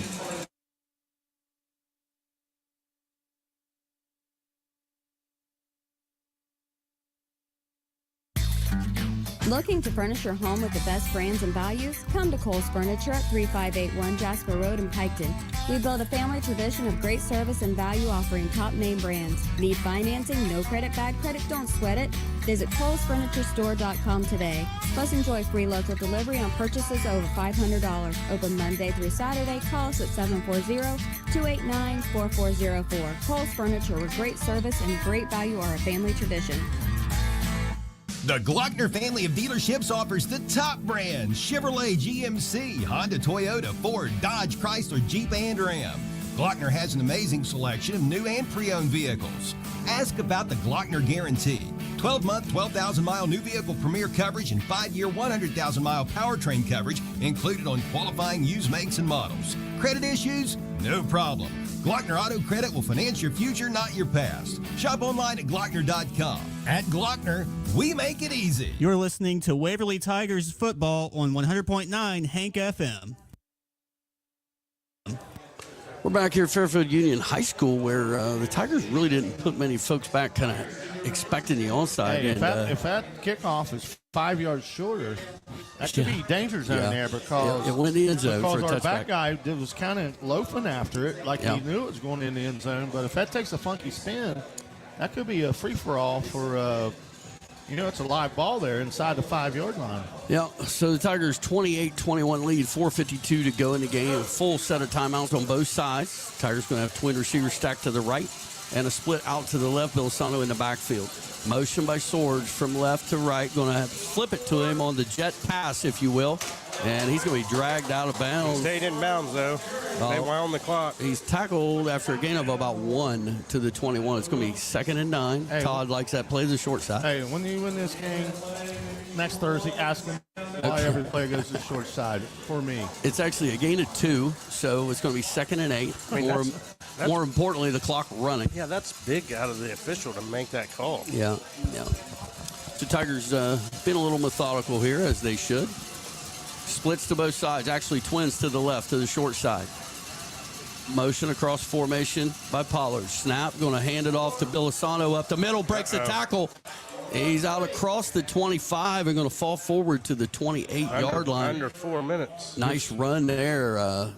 That held for nothing there, but Bilisano makes something out of nothing. So third and 2. 3rd and 2 here.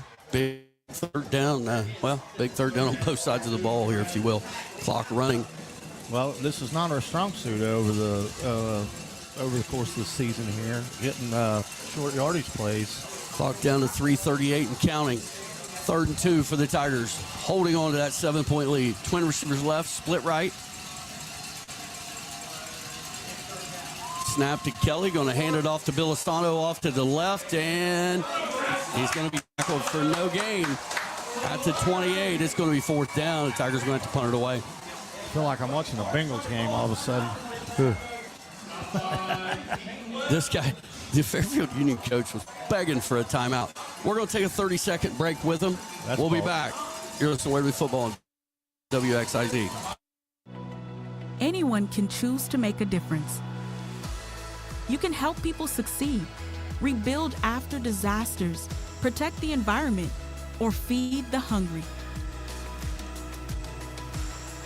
Not only will you make a difference for others, but for yourself.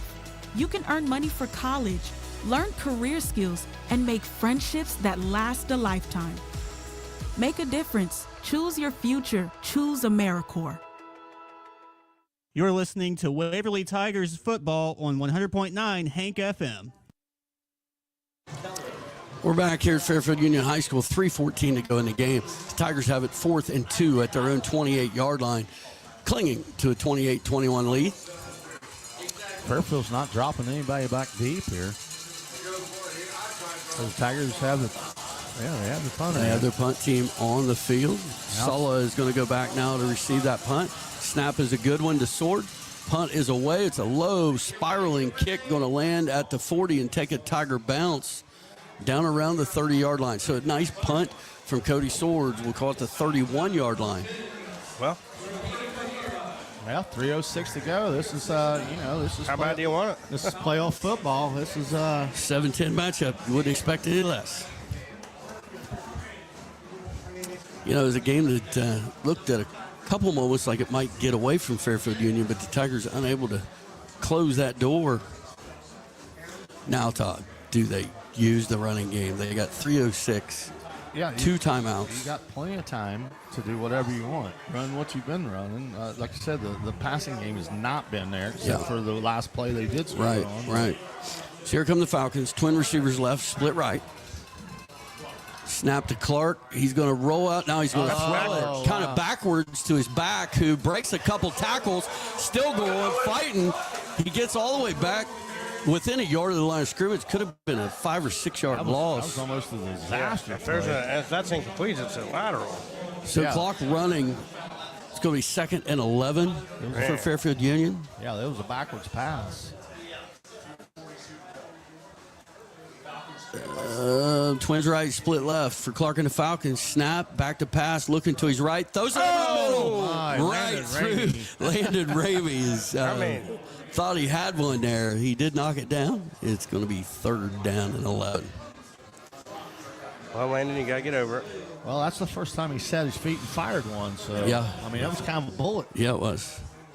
So clock stopped, 2:32 to go in the game, leading 28-21. I got to run that jet sweep to the right side or something was solid here. Well, he's lined up out there on the right to the wide side. Twin receivers right, split left.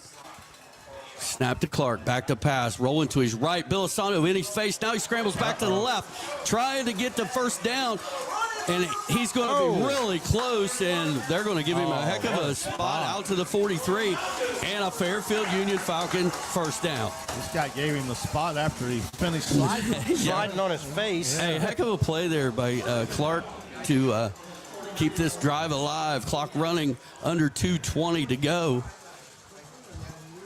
Twins right, split left for Clark and the Falcons. Snap, he's going to roll to his right. Looking to throw it, throws it out there in the flats, but too far for his receiver and incomplete. So clock stopped with 2:08 to go in the game. It'll be 2nd down and 10 for Fairfield Union. Guys, you got to see a little bit of urgency, or not urgent. You got to be aggressive on the defensive line. We got guys that just going through the motions. They might be a little tired. 2nd and 10. It's only the 3rd play of the drive, Jeff. Yeah, but a lot of, okay. Twins right, split left for the Falcons. Snap to Clark, a little bit low. Throws it out to his left to the big guy. Huff breaks a tackle, and he's still going. He's still going. All the way down to the Waverly 40-yard line. He's like a high school version of Jerome Bevis. Yeah, and that tackling thing for the Tigers jumping up and getting them here. I mean, that plays to the short side. Yeah. Should go nowhere. Yeah. And gets what? We're over pursuing. So 1st and 10 Fairfield Union. Clock running, 1:45 to go. Still out at the 39-yard line. 1st and 10.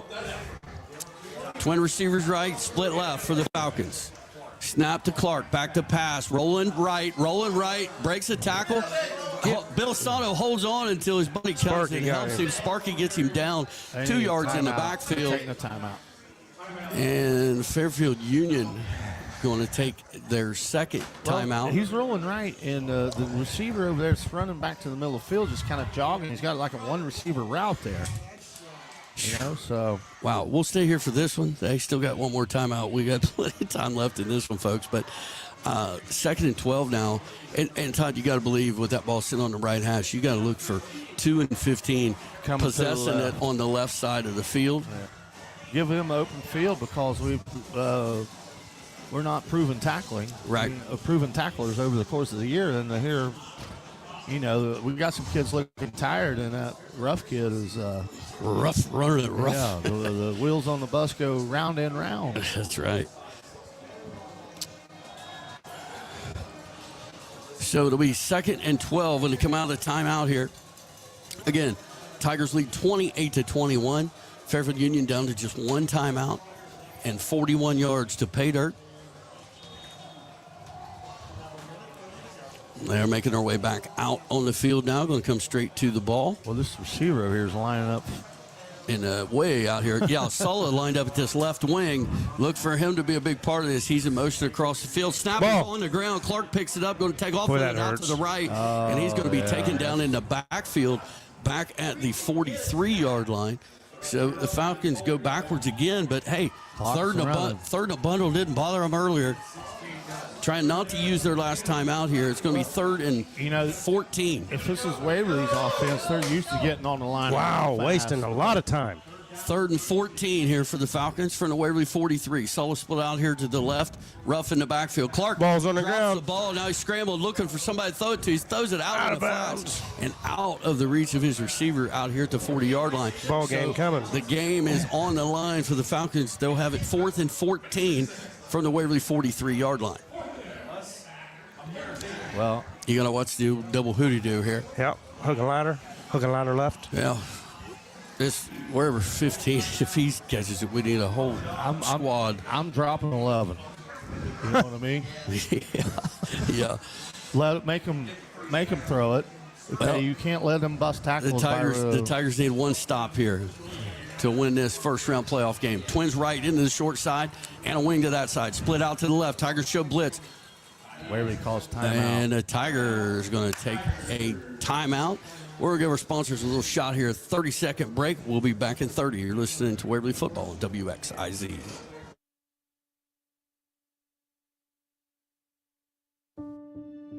We need each other, now more than ever. Because every someone needs someone else. We need each other, because when we work together, we can do so much more. When we work together, we connect more children with what they need to grow up healthy, educated, and safe. And that's what Child Fund is all about. Together, we co-create, support, and sustain connections that lead to greater well-being for millions of children facing poverty. Which also benefits their families, their communities, their countries, and you.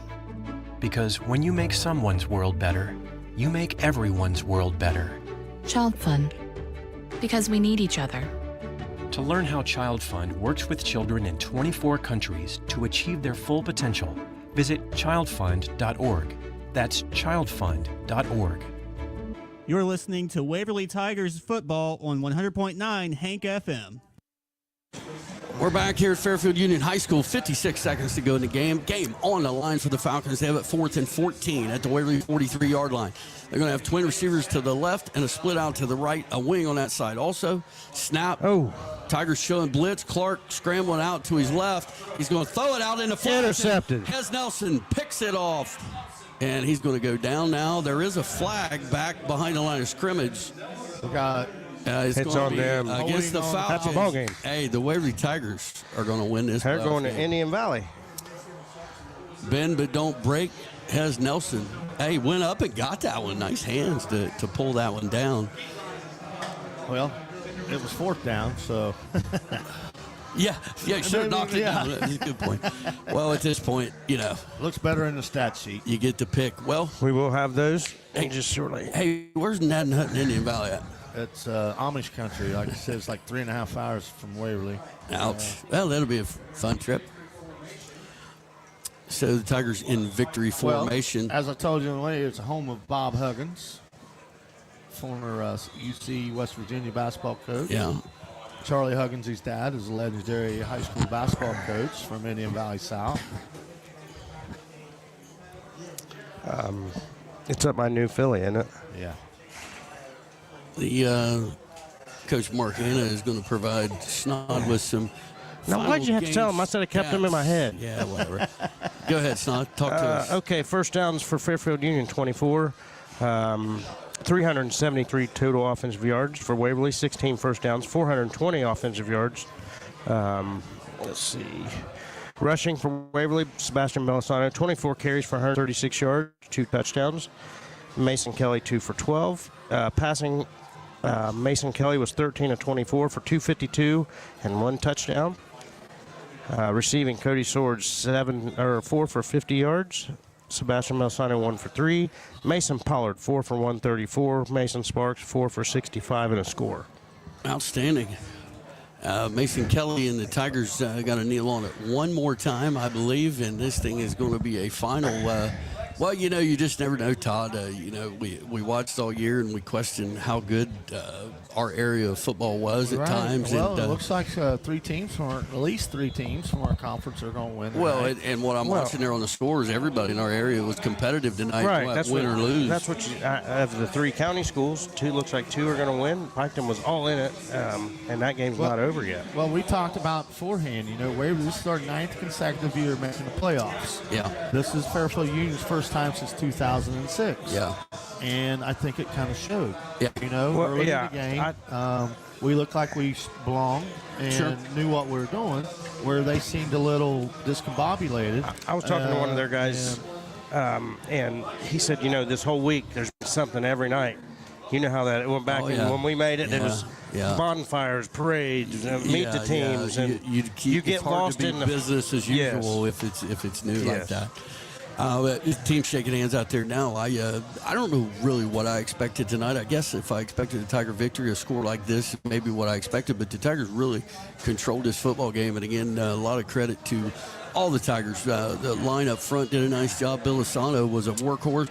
Mason Pollard was do everything guy. And Mason Kelly, all he did was put on another clinic. Well, you speak of the Masons, Pollard, Kelly, and Sparks. Yeah. I mean, the Tri-Masons. They're all Tri-Masons. The Tri-Masons all made plays. They're all seniors, and they left it on the field. Well, that's the thing. And, the seniors are going to feel play good one more for week. them. They played their noogies off, and it turns out positive results. How do you follow noogies? I have no idea. You don't. You say thanks for listening. All right. Again, final score from Fairfield Union High School. Waverly Tigers defeat the Fairfield Union Falcons 28-21, and we will be back next week from Nathan Indian Valley for a second round game. Anybody want to sponsor a hotel room? Hey, you spoil it with Gannetta Hutton. Gannetta Hutton. All right. Well, it's been something. I'm not sure I've got the breath to walk to the car right now. That was something else. It's just right down here, Jeff. Anyway, for Todd Harrison, Matt Snodgrass, I'm Jeff Davis, and you've been listening to Waverly Football on WXIZ. Clinkers Lumber and Builder Supplies in Waverly, Ohio, your go-to destination for all things building and beyond. With over 75 years of dedicated service to the community, Clinkers is an ace hardware dealer that offers more than just lumber. With a massive 10,000 square foot store packed with everything from paint to plumbing, electrical to lawn and garden, and a whole lot more. Open Monday through Saturday, Clinkers Lumber and Builder Supply is here to support your projects, big or small.